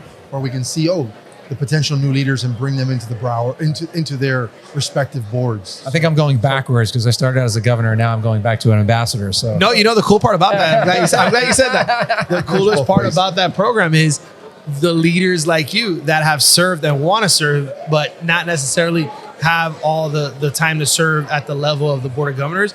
This right here, what you're doing for the association, being the first that we do this podcast, is how the ambassador program, which started in Broward and has just been tweaked, it's just kind of a full circle thing. I'm not quitting. No, it's awesome. It's open to everyone. Or do you have a number of ambassadors you want to reach? No. We have a limit to the number of ambassadors. You have to apply and be selected to be an ambassador. How much of your job in sort of servitude are you spending with? I mean, maybe this is like kind of the wrong way of saying it, but I feel like Miami has a little bit more of a tie to sort of our international market base, right? People coming from international places to buy residential property here in South Florida. How involved are you in that with the relationships to other, international, hubs? That falls more in the role of the chair of the board, but we both went to Dubai last year, and I'm definitely going next year. There was a trip to France, so definitely we're involved in that. And also we're involved at the state and national levels because, real estate isn't just, it's not local, right? And as they spoke today, there's a lot of U.S.-based buyers coming. So the migration isn't so much international. In the last couple of years, it's been more inter-U.S., right? So He reminded me though, and this is important because he reminded all the trips. We've signed agreements where I don't want to get the wrong number. I think it's 260 plus, but I'm going to say 250 just to be safe. Don't quote me. But we signed agreements with all these countries. So not only is Miami on the board, these countries know that we sell real estate here. So we go speak at a country. Eddie goes, speaks and shares. And they're like, okay, this Miami, it's not that bad. Let me come see what this is about. And they start to see the melting pot, like you've had all the speakers today.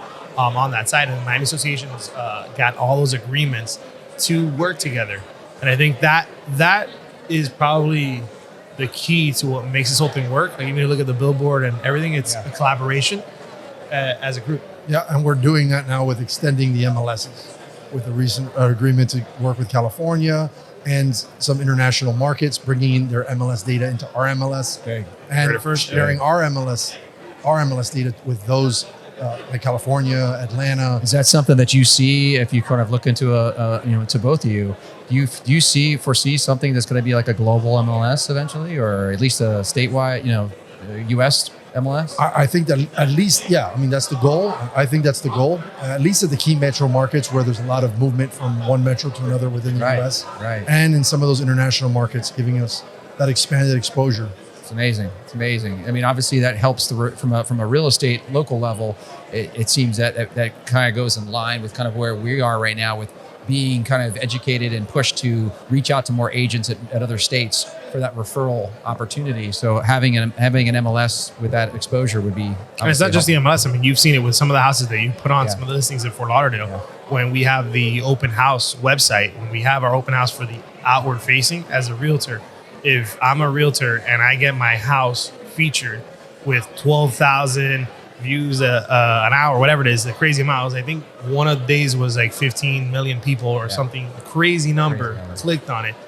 That's the exposure that Eddie's talking about. So we already have those in place. That's adding that exposure. And Nestfully, I don't know if you heard today, they announced Nestfully. And Nestfully is basically it's going to be a portal. It is a portal. It exists today. Our listings are live on Nestfully right now. And the listing agent is prominently displayed. And all the leads that come in, any buyer leads that come in through Nestfully will go to the listing agent. And if you don't have any listings, you're a buyer's agent, you can send your clients there. They can register you as their agent. And then from then on out, all searching and activity they do. So that's kind of the extra tools that the Miami board is committed to bringing to us and expanding. I think that's a segue that we're going to take on to another time, because I think that it would be really great to have the both of you back on the hot seat together again and find out a little bit more dirt about the leadership roles that you guys are both collaborating in and teaching us or not, right? Or us not. bottom feeders over here on how to make things happen in real estate. I appreciate competitors that, or friends, I don't know. Frenemies. Okay, guys, so this is a Real Stuff Show. Let's go to our next guest very soon. Eddie. Stay tuned. Hello, my fellow friends, my realtors, and if you are in the real estate industry, this is the Real Stuff Show. No BS, no BS. No BS, straight to the point, and we talk on the truth. I don't know if Jay talk the truth, but I do. Everything is lies. Everything is lies. And now I have Michael Lafido. This guy, a famous guy. See this. I mean, Michael's got a book, guys. I don't know if you saw this. Michael's got a very important book for those luxury agents out there.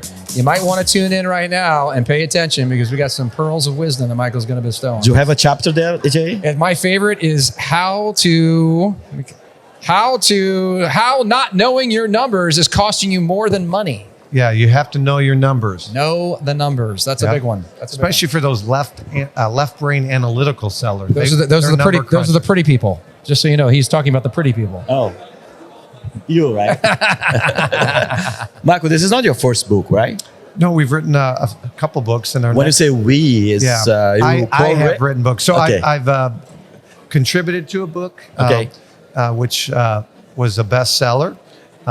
And then I've written 2 books, and I'm writing my 3rd book. What was this bestseller book? Cracking the Real Estate Code was a bestseller. Cool. It was an anthology book with other top luxury agents across the country.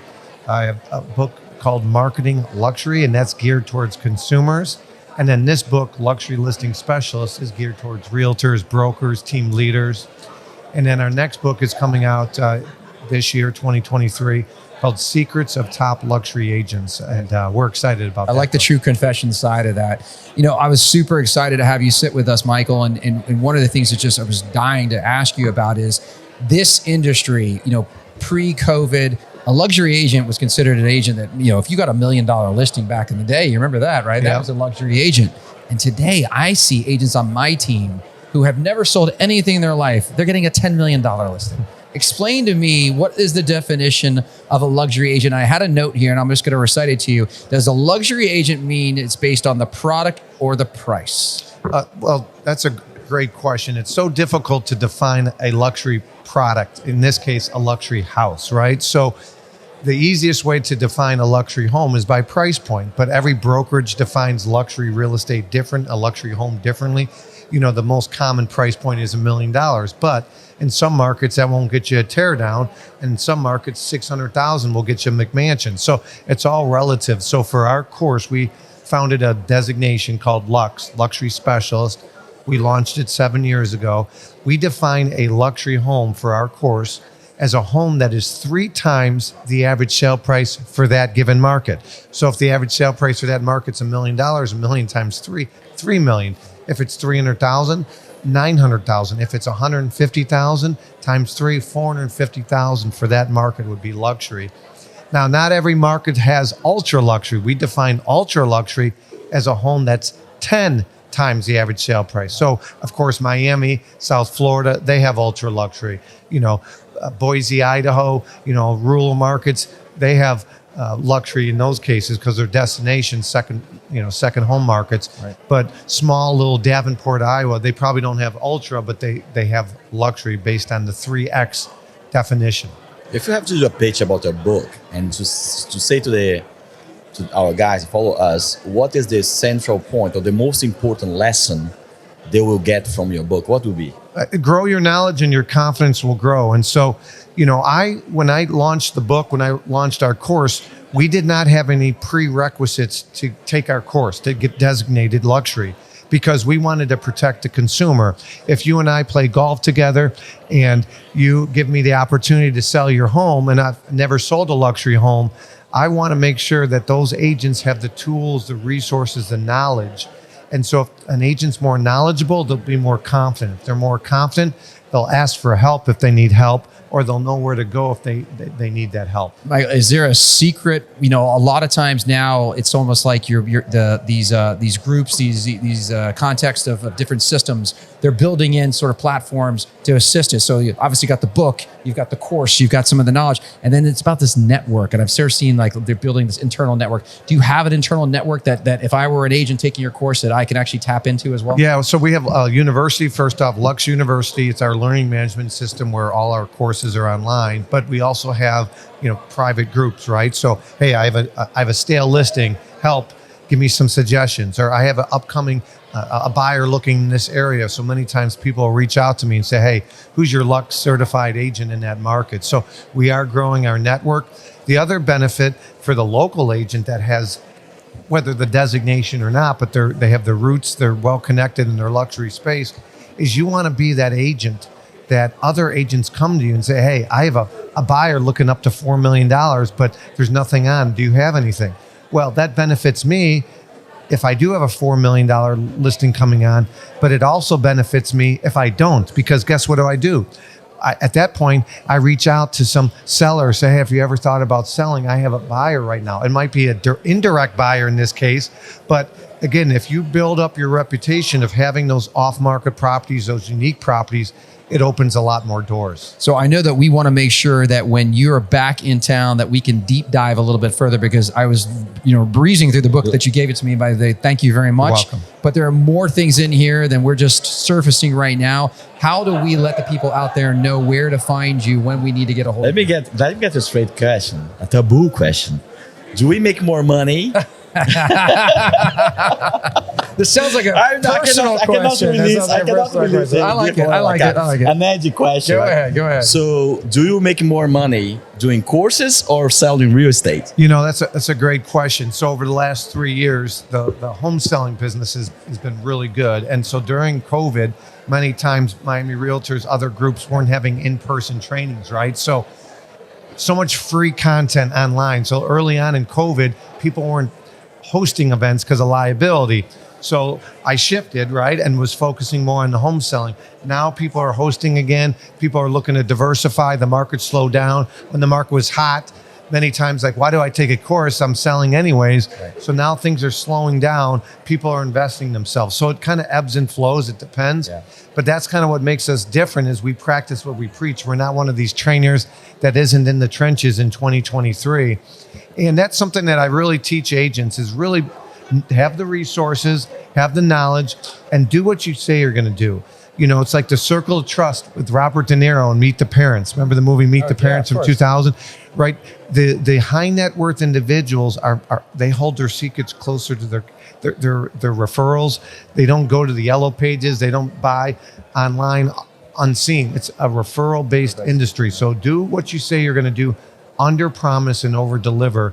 And I think that's a pearl. That's a pearl right there. But to have a second stream of revenue is always good, right? Michael, how do we find you and how do they find you, more importantly? On luxurylistingspecialist.com. All our free content's there. You can also get our book and our course there, luxurylistingspecialist.com. And guys, by all means, go out and buy the book. Check it's on Amazon. Amazon it is. Pearls of Wisdom. Thank you so much, Michael. Appreciate you guys. Awesome. And I want my book signed, okay? Absolutely. By you. Yes. Okay, guys, this is a Real Stuff Show again. Only famous people here. People that have multiple streams of revenue. Like my friend here, Michael. Jay's still building up his second stream of revenue. But soon. Talk to you soon, guys. See you. And now we're getting down to closing time. Almost. We have Heather Caine. One more realtor focus on luxury. I'm getting a little bored, to be serious. Everyone only wants to sell luxury, Jay, here. What's happening? Listen, we like to be around pretty people that like to sell high net worth individuals' properties. I'm looking for people to sell like 200,000. You are not luxury, my friend. You are not luxury. I think Heather don't want to sell 200,000. Stay in your lane, Augusto. Stay in your lane. Amen to that. For sure. So we're super excited, Heather, about getting you here in the hot seat of the Real Stuff Show. And you know what we had just before you came here was one of our guests was the designee of a luxury agent designation. Mm-hmm. And but you know, do you have to have a designation? I guess is an interesting question, a little controversial, to be a luxury agent. Absolutely not. Okay, no. All right. Talk about that. I've been a broker for 13 years and real estate for 20. I have 0 designations. And were you a silver spoon baby that came into like a trust fund of people? And so you I grew up military. All right. Definitely no silver spoon handed my way. Okay. It's called The Hustle is Real. Love it. No, my average price point started off at $250, and I just grew a database. And I also have an incredible value proposition.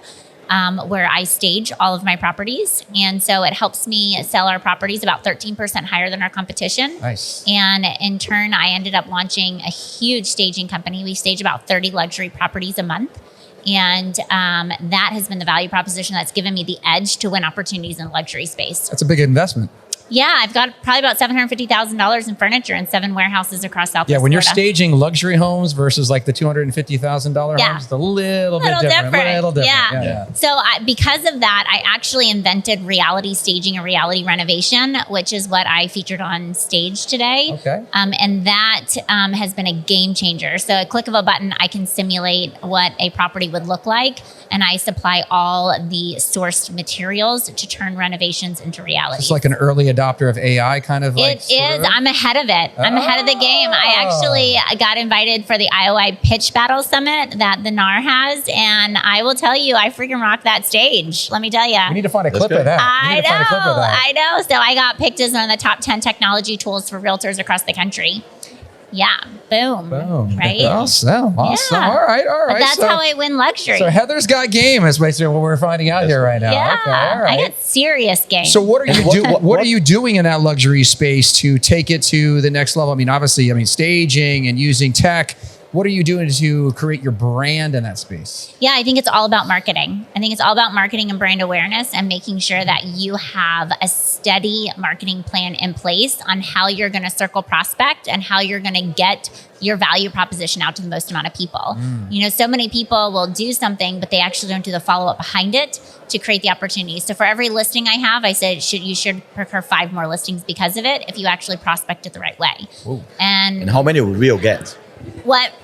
Most people get nothing. They don't do any marketing behind it, but I think there's got to be a plan behind it. So one of the things that I launched in my platform that I was just telling you about is I marched an entire marketing portal for it because I feel like luxury agents don't do a good job of that. So I went ahead and created all the marketing collateral for them that they can modify and brand as their own. Wow. So when you get a listing, so you are advocating here that you have to get more like referrals and more clients, right? Yeah. So what is your average? My average sales price? No, your average referral base for every listing that you have.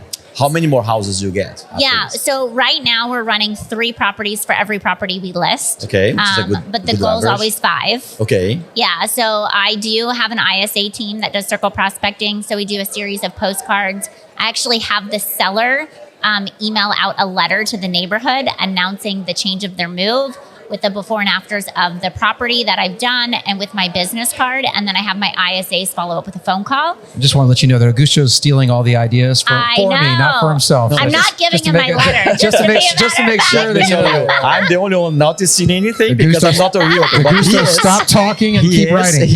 Also, he tells himself in the luxury space. So he's getting all your ideas. Just keep talking. We're gonna keep rolling with it. I hear how this is going right now. But that's amazing. You just got serious with me. Yes. Like you turned the shoulders. Yeah, no, because I like smart ideas. You know, and I think I like marketing smart people. Yeah. And you are one of them. So, me. And Jay is learning here with us today. Augusto likes to look at me as just the pretty face, but I've noticed a couple of things over here. One of the things that really stands out is the numbers that you're reading right now, which is like she is on her point when it comes to the numbers and the breakdown. But before the numbers, let me tell this for the audience here because it's extremely important. Guys, this is an amazing idea. She just gave it to you, right? So every client, she sent a letter on behalf of the client she has in the neighborhood. Can you imagine how powerful it is? I write the letter and I ask the seller, are you okay if we send this out to everyone in your neighborhood? Right? I include my before and after pictures. Postcard just listed before and afters. Let's just go in the trash. Yes. But imagine if will you open a piece of mail from your neighbor? You're like, why the heck is my neighbor sending me something? Sure. Will you open that? Oh my God. That's so ninja. I'm sorry. So ninja. Thank you. Yes. Thank you for this. Yes. Yeah. You are the first time that someone blew me away, my mind away. Right now it was you. And I'm going to copy your idea in my construction business. Yeah, but you have to incorporate your value proposition because there has to be a call of action, right? I completely agree. And so are you handwriting your notes or are you? No. Okay, that's okay. Absolutely not. Are you using a system? Yeah, so no. We don't handwrite the notes, but we do handwrite the envelopes. Okay. So that way, and I just have an people open it. Yes, that's amazing. They open it, so that they'll open it. Thank you for this. That's awesome. Yeah. Listen, let's implement to you this. Before we steal all of your ideas. Yeah. Please tell everybody really quick, where do they find you? Because something tells me you're going to get a couple of phone calls after this, this podcast. Yeah, so the real estate company that I own is Caine Luxury Team. We service all of Fort Myers down to Marco. So you can go to CaineLuxuryTeam.com. It's Caine, Caine.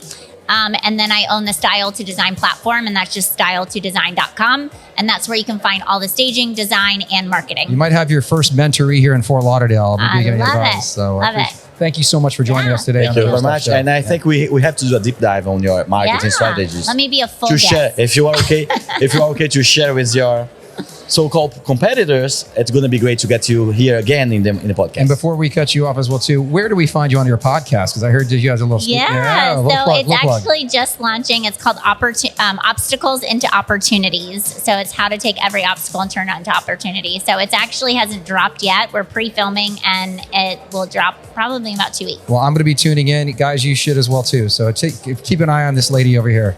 Okay, guys, again, Heather Caine. Sorry for my Brazilian accent. That's why. Heather Caine, follow her up. This is a Real Stuff show, and we're gonna have her back here for sure to share a little bit more this bright, amazing marketing ideas because she is smart. Thank you, Heather. Can tell you. You're welcome. Thank you. Hello, guys. This is the Real Stuff. The Real Stuff here in Rock the Market. I'm Augusto Alaja. This is Jake Granieri, and here have this amazing guest, Anna Bozovic, right? And my co-panelist right now, Katherine Arteta. From the YPN. YPN in the house. This is, we're kind of excited. This is kind of closing up the day for us, and this is our first all-panel guest, female panel guest. So this is great. Save the best for last. That's exactly right. Women power right here, but next to us. And actually, let's talk about woman power. I just heard a little tidbit. You guys might not know this, but we have a black belt in jiu-jitsu? No, I'm not a black belt, but I train every day. Doesn't matter. She'll still kick your ass. You're not black belt, but to kick your ass, right? I won the Orlando Open in my division. Probably she kicks some black belt asses too. Right. We never know, right? Well, I mean, you might be the only person that sat at this table and actually have a bigger arms than I do. So you're looking buff right there, which obviously I'm going to hit the gym. Listen, my girl pass left long ago, though. I love it. You look fantastic. Not only the biceps, but obviously the brain. She might be the smartest person in this room, folks. And we're going to hit her with some tough questions today as well, too. I love tough questions. I love it as well, too. And she is owner of the Analytics Miami, right? Yes. Can you explain a little bit more what it is? Sure. So Analytics Miami, actually the domain is analytics.miami. We use the Miami TLD.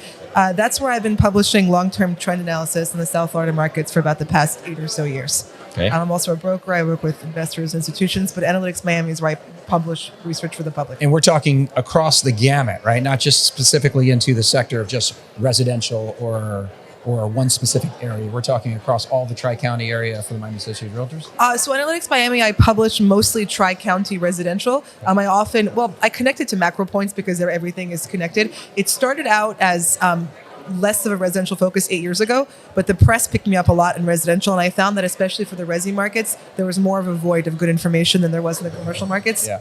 And so it ended up trending that way for me. I used to publish more, and I follow hospitality, multifamily very closely, so I'll publish on those topics sometimes. Right. What I make publicly available now for free is mostly resi because the demand has gone that way. So let's just jump right into the meat of this right now. So because there's a lot of good information I think we can squeeze out of you. Is the market that we're sitting in today, and I'm sure you get this all the time too with giving stats, sometimes it can either seem very optimistic or very doom and gloom. Right. Where are we at right now today? Let's just take our sub-market, which is where we're in right now, Broward County. Okay.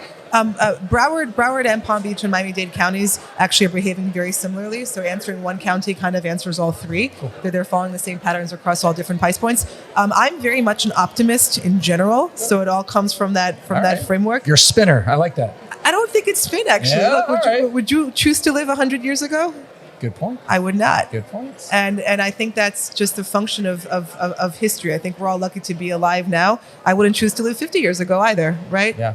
So human ingenuity always flows someplace. And I think that the human condition, generally speaking, keeps getting better. So I'm an optimist. And I think that right now in South Florida, we're at an epicenter that's emerging as a new 21st century capital. And that's the framework from which I see the markets. Katherine, what do when you see about these reports, how do you use them? And what is your takeaway to apply into your day-by-day like work and profession? Reports and videos such as what Anna does are insanely valuable, especially right now with the media sensationalizing everything. Even when we were in the boom 2020 to let's say 2022, the headlines were in the market is booming. It's when is the bubble going to burst? Right. So they grab onto any negative because unfortunately negative news sells. is what sells the most, and they sensationalize thing. And everybody wants to give real estate advice, even though they're not experts, they're not doing this on a day-to-day basis. So especially when you're working with buyers and sellers and they bring something up, us as realtors, in order to control the narrative, we need to know our data. We need to know the stats. We need to know what's actually going on to then break it down and to their language where they can understand it and absorb it. Yep. So know the stats, also what's driving them. That's a super important thing too, because a number by itself is a snapshot in time. Right. Telling somebody this is worth X, that's worth Y. Okay, cool, but where's it trending? That's what you want to know if you're buying something. Right. What's it going to be worth 10 years from now, 5 years from now? So to begin to do that meaningfully, you have to understand what's pushing where you are. Everything is cyclical. So you have to understand what part of the macro cycle you're in and what's pushing it. And that's really the most important thing to understand. And the press is missing that story right now because what's happening here is not a bubble. A bubble is usually a function of debt. That's how you usually create bubbles. That's not what's going on now. What's going on now is a shift in focus of the nation and the wealth and talent migration. And when you see the let's say the average realtor, right? What is the good mechanics for them to, or the good way for them to come to your reports and read them through, understand a little bit the analytics of it? How can they use it, and how do you advise them to use your data? Right. So well, one thing that I do is I segment the market to different price points and neighborhoods because we don't have one market. The market behaves differently. So I always tell people to look at what segment is relevant to them, and then also to follow the narrative of what's happening in the news as far as macro topics that are writing themselves, and to be able to counter with their clients what's happening. So to be real, I publish kind of data intensive reports that probably, unless someone has a math background, or I keep them as simple as possible. Most people don't like to read reports in detail. That's just the honest truth. People in finance, commercial real estate guys, they will, but most people will not, and that's fine. Yeah, and so what we like math put into pretty pictures. Right. So what I do is I make videos. So I make videos where I take one topic. The report will have like a bunch, like 20 pages, whatever. Okay. So I'll take one topic and then I'll say this is what's going on. I'll counter this in the news. I'll do that. So I think that works really well for realtors, for most people, because it gives talking points and it contextualizes what's happening so they can say it back to their clients. And I think it's a great point. Is that sometimes it's almost like a CRM, right? It's like, what's the most important CRM to use? It's the one that actually someone does use versus just has. And I think in your situation, when you get this, you have this amazing knowledge and you share it, but at the end of the day, we have to be able to delineate it and be able to use it. Yes. And making complex things simple actually is the challenge. It's very easy to confuse people, and people do that out of ego, but there's no value in confusing people. Sure. You want to distill stuff down and make it understandable. And actually, I'm going to say now, I'm launching something called like an Ascana. I'm doing a monthly webinar where I'm going to be going over points and having updates and things like that. The webinar for people to learn a little bit how to follow. Yeah, for realtors, right. So it's going to give, because basically this story of this shift in the world, that was kind of the topic of my presentation here today, was I'm owning the Miami story, because the press doesn't get it for many reasons. One, people have recency bias. They don't understand what's happening. And then two, they're jealous because we're getting their taxpayers. Right. So this story is going to keep writing itself. And so every month we're going to do market updates as the market updates, and then go over what's happening in terms of macro context and stories in the news. And that's interesting too, because I got to imagine that it's much more than just rates affecting the market or seasonal stuff. I mean, you have to really look at a very broad scale of things between political climates, environmental climates, as a whole, and really analyze that and bring it down to one context. Yeah, correct. So there's not one variable. All these things count for something. It's a question of what the net effect is and what's driving all of it, and then also recognizing the inevitability of change. That's a really important thing to understand also, is that people in their recency bias, they think, oh, well, New York is, and I grew up in New York. I love New York. I lived there from age 3 to 27. Shout out to New York. But change is our constant.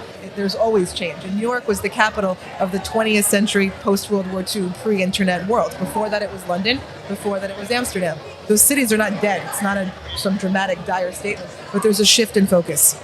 And there always is. Change is inevitable. And right now, our world is sort of reshaping. COVID accelerated that, because the ways in which we live right now, until now, were pre-internet constructs. And that's part of that shift that's going on now. So if you have to say the city right now, that's the highlight city, what would be the city for you? City? Yeah, before it was New York. Sure. So what is the city of the future now? I believe that the future is going to be more multipolar, actually, and I think that Miami is one of the emerging new epicenters. Are we are we sort of insulated a little bit here in Florida and maybe even South Florida from the rest of the world and the things that they're being faced with versus what our challenges might be different than theirs? I believe so, actually. So I think that the phase of the country that we're in right now is one of increased polarization of wealth gap, belief systems, all those things. And now people are also geographically polarizing. They're moving in accordance with their belief systems. And I think we're going, you see, look at electoral maps, how people vote. It gets more and more polarized since Reagan. And now that's just accelerating. So you think this is something new that we didn't have at the same rate or at the same proportion before? It accelerated 100% because COVID broke habits. People right now who are realizing they don't have to work like they did before, who are reshaping their lives around the internet, they could have done it before too. But we're all creatures of habit. We needed a break in habits, and then the migration started. So I'm curious, like your model, you kind of try to forecast habits, or what your models try to understand? Good question. So I wouldn't call it necessarily just habits. It's more so identifying, recognizing that everything is in a cycle. Everything moves in cycles. And then recognizing where we are in that cycle and what's the next place, where's it pushing it. Okay, but your model only analyze the data that's related to real estate? No, or absolutely not. Okay. Yeah. So real estate is the consumer behavior at the end of of that sort of trajectory, at the last bit there. So why is the consumer here and why are they buying here? That's really the question to ask. So can your model like analyze politicals, I think so. Patterns? Okay. Okay. So are we going to get into silver? I think what you said is, do you have a crystal ball? No, I have a question. I have a question now. Wait, stop. So are we going to have a civil war in the United States? I love that question. Okay, so my answer to this is like a physical civil war, like old-fashioned fighting war. Not old-fashioned fighting war, but not necessarily a political, but a real, could be a technological civil war. Perhaps. I don't know. So here's the thing: when you look at wars, Americans are largely obese. Okay. Obese people are not revolutionaries. They have too much stuff. Okay. So their garages are full of stuff. They're fat. I'm not criticizing, but it's a simple fact, right? Even before COVID, 6% was obese. Life in America has been so good for so long. We don't want to disrupt it. Absolutely. Yeah. Well, yeah. People will complain. They'll do whatever. These are not like young guys in the Middle East taking up arms. Correct. This is not We don't have it that bad. America. Not even close. Yeah. So no, but I do think that the country is going to keep polarizing. That's Extremely, and that it's going to play out. I don't know, 10, 20 year play out. Because can you imagine right now what we're seeing, right? So like people on the right, they're getting to the right states. Yeah. Shooting themselves within the states. The other guys are going to the other states. Politically, it's a war in the media, the news and everything. So that's my question. So I was gonna say not to get into politics, but what upsets me so much is that mostly everybody in government has forgotten that they're in it for the people, and it's overall like no one's bipartisan anymore. It's so hard for both parties to come together and make a decision that is the best for the country, state, or local. Let me tell you one person that's bipartisan right now, Jay, because of the money. So he takes money from both sides. There's red, there's blue, there's green. If he is a Democrat, he's going to be a Democrat. Republican is going to be a Republican. They're not incentivized to. I want to kind of tie you two in together because we have a generational leadership role here, and I think that when the millennial generation is really probably our biggest, but maybe our second biggest, largest group of buying power right now, or future buying power, should I say, right?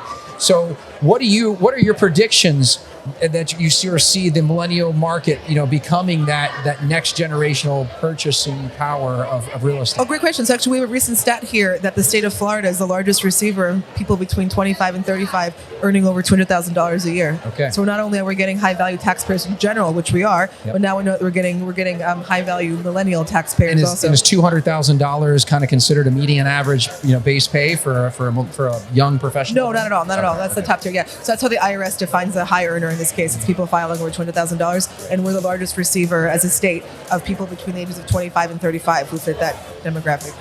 Okay. So we have Anna Bozovic here with us. This amazing girl knows everything. No, I don't. Follow her. Anna, where are they going to She will answer you if you're going to get into a civil war.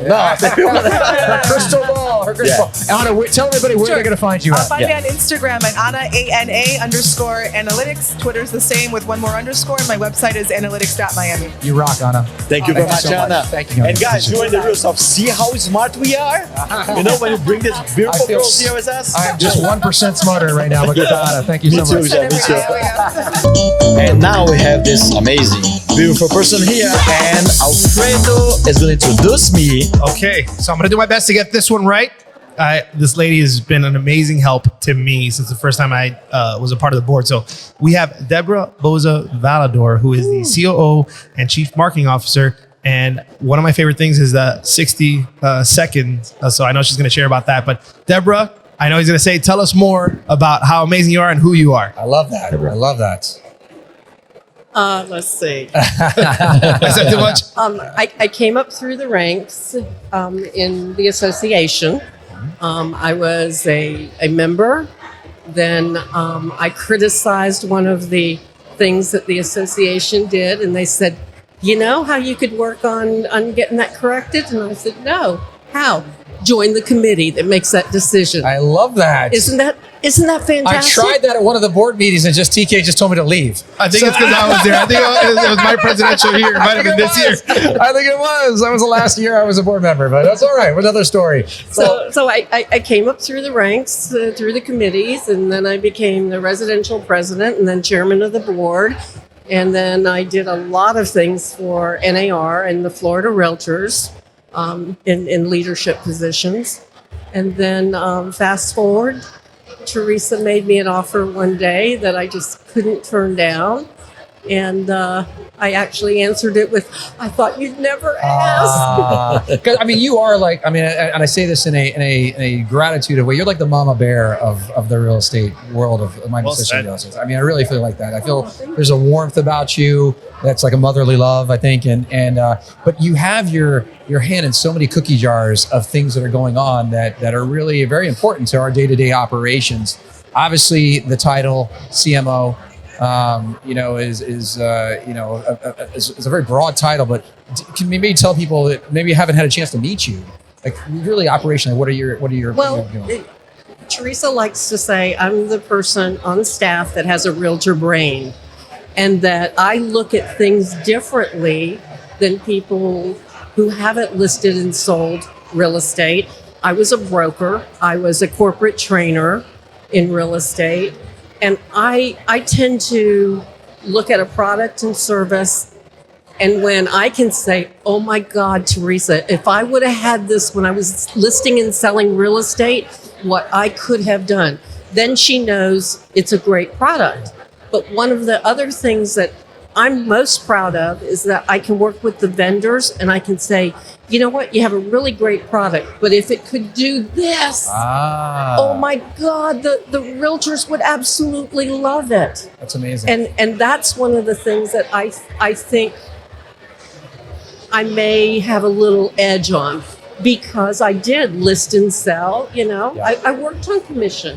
I didn't have a salary. So you are the right person to see if in the right direction for the Real Stuff show, right? Is it a good product, Deborah? Do you like to be here? I think, right Do you now. like to be here? Some realtors don't like to be here. Some other ones they like to be here.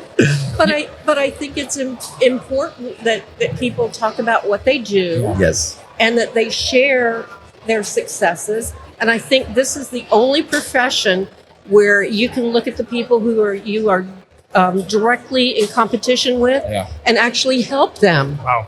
I mean, that's something that's unique about our business. So I mean, I feel like your role within the organization, almost like I think if I had to classify it, you're like the Shark Tank all in one, right? Like, so the people are pitching you like cool tech, cool systems, and you really kind of just decide you're puppeteering, like, I'll expose this my group. You're protecting us because there's a lot of things out there that want our business. Exactly.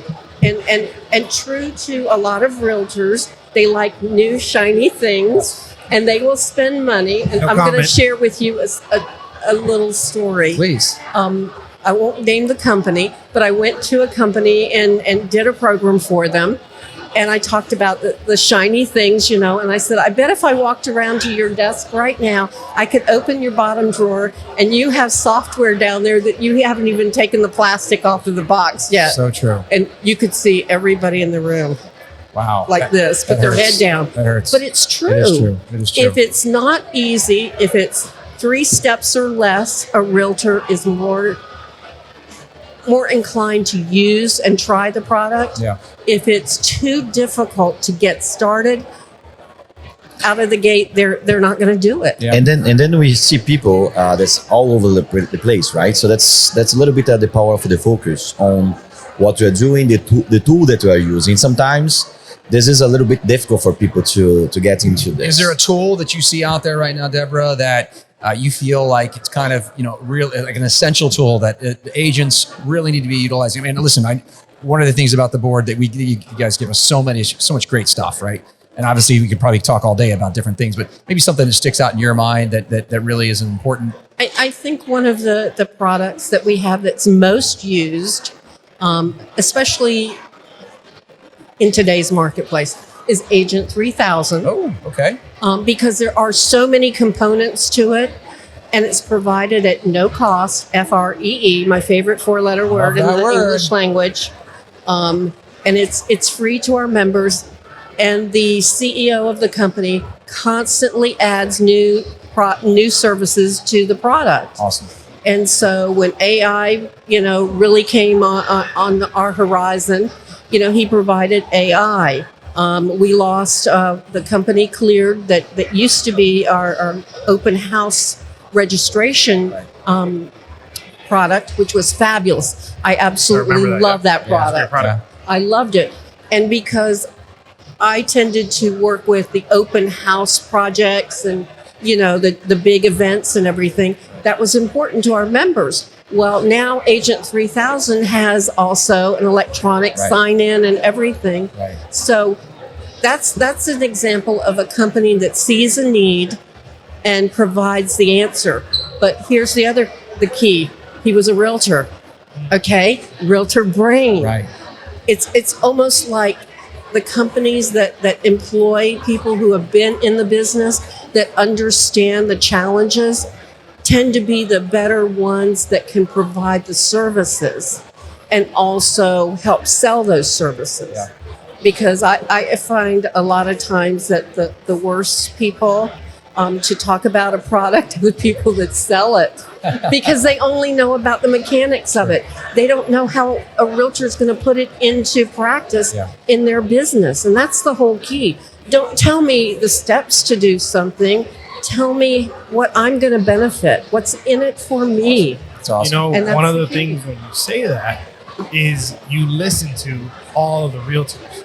So like when Jay brings an idea or I bring an idea or someone from the board or just here at an event, you are listening to these ideas at the realtors. So being a part of MIAMI Association, being a part and working alongside of you for this last year a lot closer, we say, hey, we like this product. And you start looking at it. And I think that's one of the cool things that she mentioned is having that realtor brain, but also listening to your consumer, your customer. Yeah. Your customer is the realtor, right? And that at the end of the day is why I think you've had success. And we see that is she's listening to what we're saying. Yeah. We want like the open house program, all those things. And I think part of that also, there's another additional plus, is that when we go to the board meetings and we're there with the leaders, the people that can determine, what we need and what are the challenges in the marketplace. When you all tell us, our job is to listen and not to solve it that day, but to figure out what we can do as an association to help you overcome that challenge or help you improve the market, work with, municipalities if those are the issues. But I think the key is listening. And truly listening, not just to the words, but for the need. So if you I quite understand what you do. Do you have a structural way for innovation that you apply right now to get the ideas and to put the realtors together? Well, one of the things is we listen to our leaders. But in a structured way, so with what they need in the marketplace. And Okay. sometimes they will literally say, and they'll say it in these words, what we really need is this. And I write as fast as I can on a flip chart, and then we look for products and services that can address those needs. But I think it's a great question that you asked, Augusto, because I mean, listen, obviously everybody wants to have access to that, right? But we all can't call her up and give her ideas. I think they have created an amazing model of administrative leadership to real estate leadership to board and ambassador leadership, and then down to the ground. But my question is more about, you're talking about top down, correct? Right. Leadership talking to you to see what the realtors want. Do you have any structure bottom up that you listen to them and how this structure of innovation works for you? So I don't know, like, do you have a platform? Do you have a forum? Do you have something that the ideas goes up? The leadership. I guess he's looking for the suggestion box for bottom up. Yeah. Yeah, our members can submit, and our members do send us. We get a lot of unsolicited companies that want to talk to us, but we also get companies that we've worked with year after year that now are going off in different areas because they have to also change with the climate of real estate, the youth now that's coming into real estate. Not anymore. She was just so you know, she was making eye contact with me, but tapping you. She was supposed to do and she did this. I saw the eye contact. Okay. Thank you, Deborah. Thank you. Today is not your day. Today is not your day, Jay. and now we have Liz Sturrock on our team, and she is a wirehead. Okay. Tuned into everything. No, and that's very different from me. I have a realtor brain. She has that tech brain. Yeah. And so we are looking at sometimes the same product and service, but from different eyes. Awesome. Deborah, I appreciate everything with you sitting down with us today. There's a lot of people out there that need to know you, but also need to know that you are helping to really help our business thrive.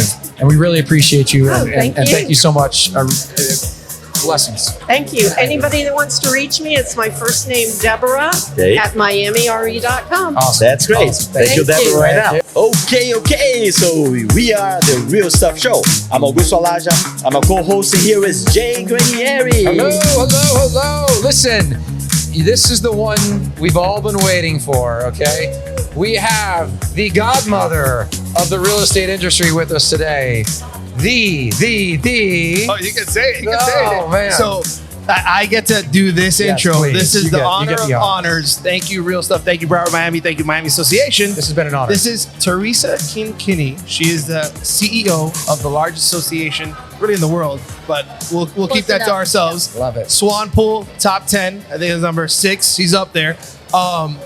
Amazing person. I know she's going to share more, but one of the cool things is being a part of the board is the leadership, and what you learn from her is super fun, and she's always forward thinking. So that's why we're doing this cool podcast. So thank you, TK, as I get to call you, hopefully. Absolutely. So Tereza Kinney, the floor is yours. So the biggest deal than the bigger deals, right? Well, first, we just have to say thank you very much for allowing us to represent the Miami Association of Realtors at this event. This is obviously the biggest event that you have of the year. And for us, as a local homegrown group, it means a lot to us. Thank you. Thank you. Well, we're excited. This is the first one. Now we have a new tradition, right? Oh my gosh, this has been so much fun, and we hope that we get a lot of good, made a lot of people happy. Is what we hope so. So it really is. So how are you doing today? I mean, you've been probably pulled in 1,000 different directions. I have, but I love it. Yeah. There is nothing like Miami's Rock the Market. We've been doing it so many years, and every year people come up and say, this is the best one ever. Awesome. And they're saying that about this one as well. Has it grown exponentially? Oh my God. So the first ones had like 250 people. Wow. And then we got up to 500 and up to 800. And then it just exploded and went crazy. So last year was a new record at 1,800. This year, a new record at 2,100 registrants. Shout out for this. I gotta hype you up, TK. It's 22. They said it was 22, so even higher. Can we consider this the biggest real estate event in the United States? No, the National Association of Realtors, gets more. There are state associations that have some big ones, but this is probably the biggest local. This is This is like your baby. This is your. It is. It's our baby. We made it up. We created it. We love the "We Will Rock You" song, and it turns out perfect. And when we outgrew the other locations we were in, and it turned out we came to Hard Rock Hollywood for Rock the Market. Crazy. It was it was meant to be. It's meant to be, right? Yeah. We're gonna move from the casino one day to the stadium. I see it happening. I see that, Jay, happening. I mean, one of the cool man. things that I love about this event, and I hope now you're going to share more, is the partnerships that we have. We get to hear them here, and I don't know how many there are, so I'm sure you're going to elaborate more on that. But there's so many different partnerships that you bring to the table, and we get to use them. Yeah. So I would love to for people to know what you really do, all the awesome stuff you bring to the table. So among other things, we have over 200 premium products and services that we give to our members, and almost all of them are free. Wow. They don't pay anything extra for those services. And so that's one level of partnerships that we have. And we can get to it in a minute, but we announced a lot of new services just today. This is the launching pad. It is. And so we kind of target that when we get close, but we don't hold things off for Rock the Market. We launch them as soon as we can get them ready, because the members can then take advantage of them right away. But it just happened that we went to IOI, which was on Miami Beach, the National Association's Innovation Technology Conference, and we saw so many great programs there that we actually are bringing 3 of them immediately to our members. And so we negotiated them, got them ready to rock and roll in less than 2 weeks.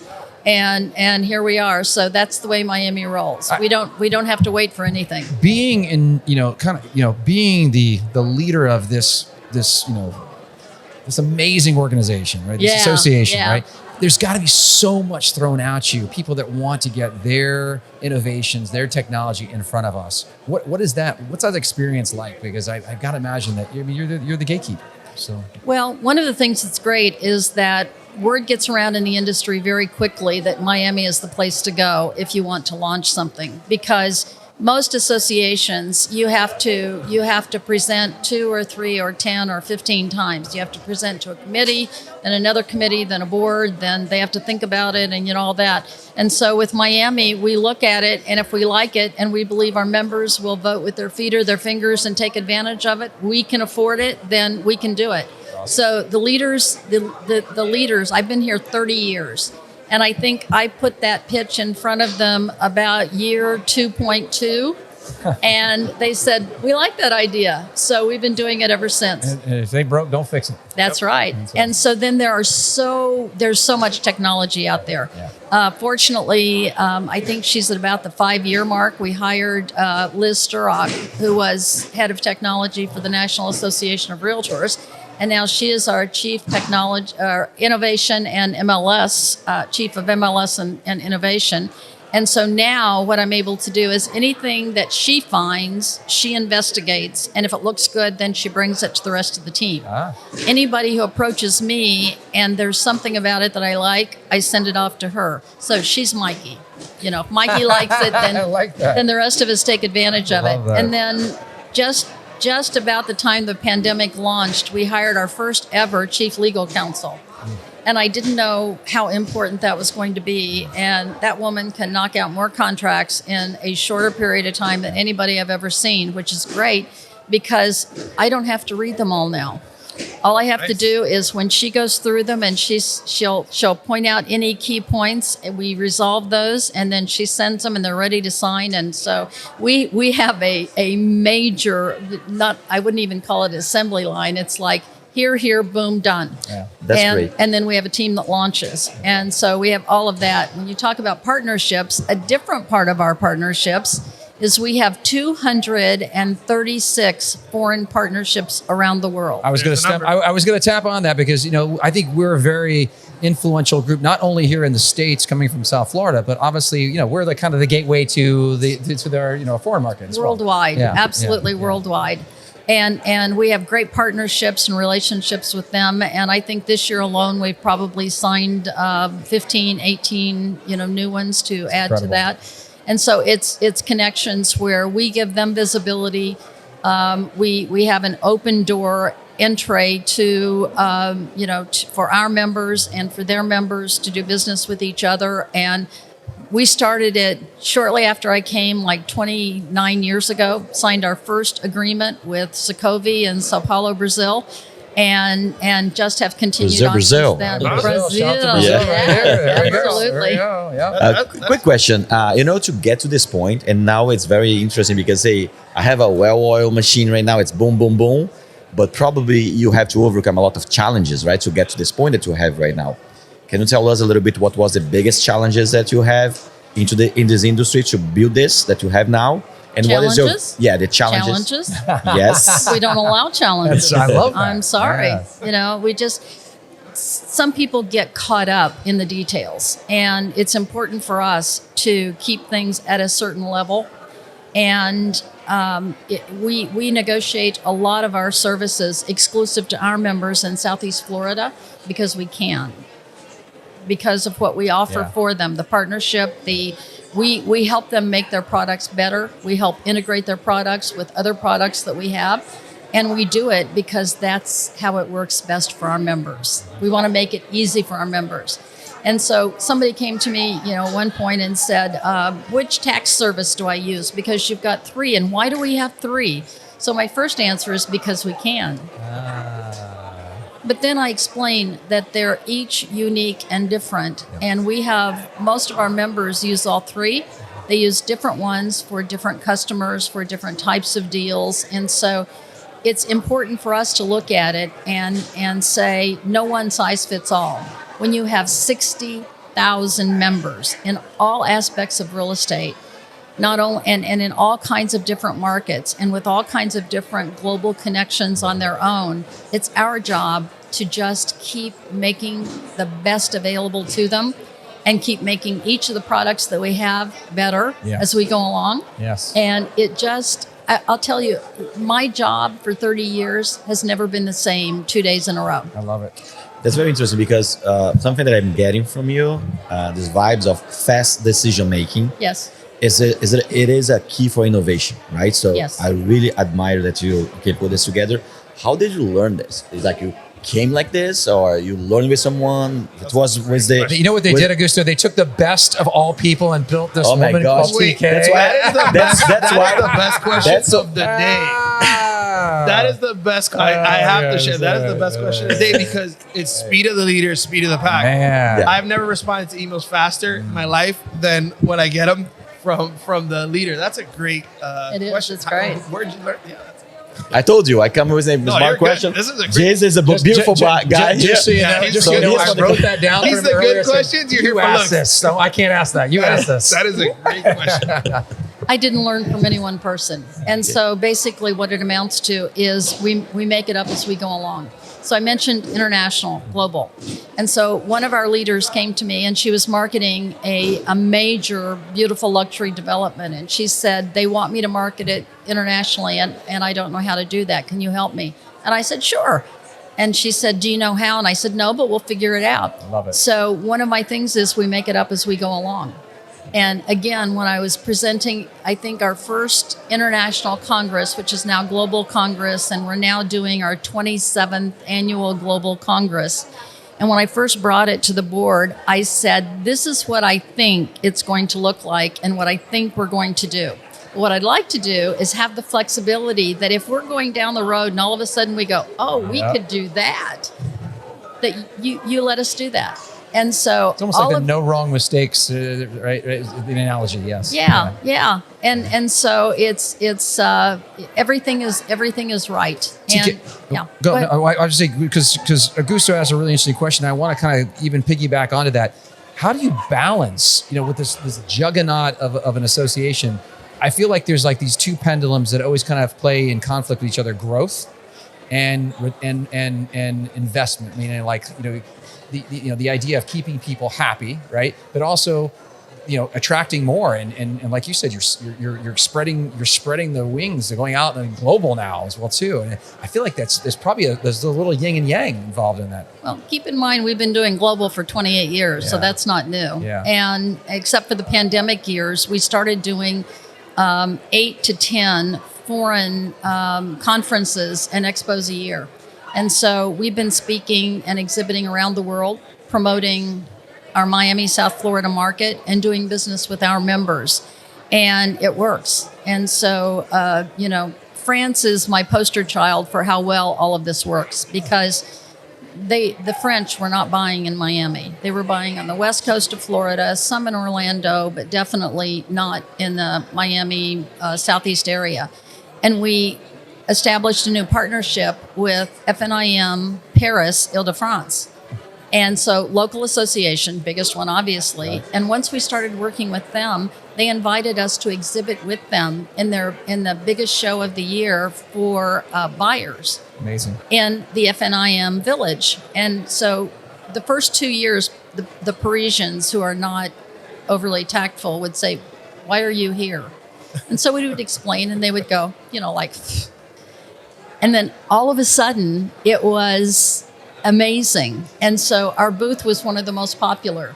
The seminars that we put on were standing room only, that they hosted us to do those. Then we started getting covered by French media. And in the Toulouse area, when I was going there to do a conference for them, they said the timing is perfect.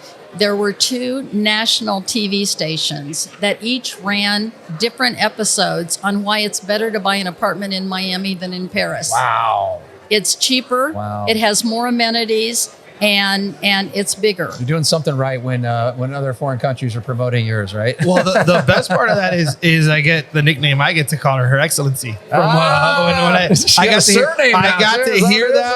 got to hear that across the globe, and the amount of respect that she gets and she earned. That's amazing. Is just, when you hear that, you're like, there's something there. So, and those agreements, and the thing that's cool about this that she shared a little bit is she invites us. So every realtor that's watching this can be a part of Miami Association. You can go to these events. So we get cost discounts, hotels, different things because of the power of the Miami Realtors. And I know she's humble, won't say that, but one of my favorite things is I had realtors from our office fly and go over there. And I'm like, so it's become such a great thing. So anything international, you said, starts Miami, even at the lower level to yeah, get exposure to all of this as well too, which is really awesome. So also, we get more media coverage than the National Association of Realtors, and obviously more than Florida Realtors. And I mean, it's just awesome. I love it. And how do you do to get this? To be so efficient and get all this traction? Well, my chief of communications one year talked me into buying an expensive news release distribution program. And then she talked me into upgrading it to include international. Now, that doesn't get you the coverage. Mm-hmm. The fact that we have so much to announce and such great information to put out there, that's what gets it. But if we didn't have the vehicle to push it out, it wouldn't get us as much coverage. And so there's a once-a-month news release where the state association and the national association put their data in. How many home sales, whether they're up, whether they're down, median home sale price, all of that. So all the data comes from the local. And so all of that information goes out in one news release once a month. We started doing another one on who's looking at Miami properties. What are the top 10 countries? Then we started saying, what are the top 10 cities globally? Then we said, what are the top 10 states and what are the top 10 cities? That news release gets so much more coverage than this big one that everybody does once a month. That one gets normal coverage. This other one gets skyrocketing coverage. Do you know why? Why? Because everybody picks it up because their country or their city or their state is on the list. Relevant to them. And so they pick it up and say, our people are looking at Miami properties. So what happens? People look at it and go, oh, I should be looking at Miami properties. It's this, it's this cycle. And we just accidentally try them. It seems almost like there's a pride to be interconnected to our market here, which is pretty cool. And it's I gotta hype her up. I mean, she's humble, but it started there, right? Yeah. I remember when I was part of the Realtor Association of Miami and the Beaches. So that's how long I've been 16 years in this, and to see all this cool stuff now and be a part of it. and get to hang out next to her. It's amazing. It's really amazing what we do, what Miami does, what she does for as leaders for the And I liked what you said too. Every day is something different. It is. And if you think about the things that we've kind of endured, even just over the last, say, 4-year cycle, I mean, do you remember a time in real estate that might have been more challenging than going through COVID and coming out of that market and then having a bull run? Yeah, when the financial markets fell apart. The financial market fell apart. There you go. And- So 10 years, and- 12 years. Yeah. And everybody was saying that, Miami was so overbuilt, it was going to take 10 years or 15 years or 20 years to catch up from all of that. And it was 2 years later, they started rebuilding, building again, because the inventory, was going to be out. Now they have to build farther ahead even because the buildings are so big. So it takes them longer to build. So I know that you have something, and I think this is a great closing question. And I know I'm going to set you up for it. Now, the Rock the Market, of course, is your brainchild. This is your baby for really like bringing us all together. But you have something else going on that's pretty big news as well too. Something about like maybe a new HQ. Oh, a new HQ. See? So I saved the best for last. I'm proud of you. I'm just kidding. Listen, we're really excited about this too. So please tell everybody all about that. So for a lot of years, Miami has been looking for a new headquarters. So when I came to the association 30 years ago, we had just under 5,000 members. Now we have 60,000. The building that we were in was not big enough for us. We couldn't even hold education sessions in it. And so we sold that building and we moved into our current space just as tenants. We bought other buildings because we have 8 locations. So we own real estate. But not the headquarters. So we have been looking intensely for 10 years and just finally decided to build and found the perfect location just diagonally across the street from our headquarters. Yeah, it was there all along. I know, right? Well, we heard the guy wouldn't sell and was difficult and all of that. And then all of a sudden he reaches out to somebody he knows and says, do you have anything to do with that association? Happened to be Ines, who is our chairman of the board. And she said, really, yes. And everything happened from that point. But it is just under 37,000 square feet finished on 2 floors, plus 3 floors of parking, all important parking. But of the 2 finished floors, the top floor is the member floor. Oh, I love that. And membership has its privileges. It is. And on both floors, there are major areas for realtors to network and do deals and have Starbucks coffee and recharge their devices. And the top floor even includes a conference center. Wow. With big round tables, just like we have when we go out to other locations, and a stage and lighting and all of that. And then there is a terrace 1 block long outside of the entire 5th floor. So it's just amazing. It sounds beautiful. I've seen some renderings. I'm hoping that there's like a small broom closet that maybe we can be stuffed into at one time. Right?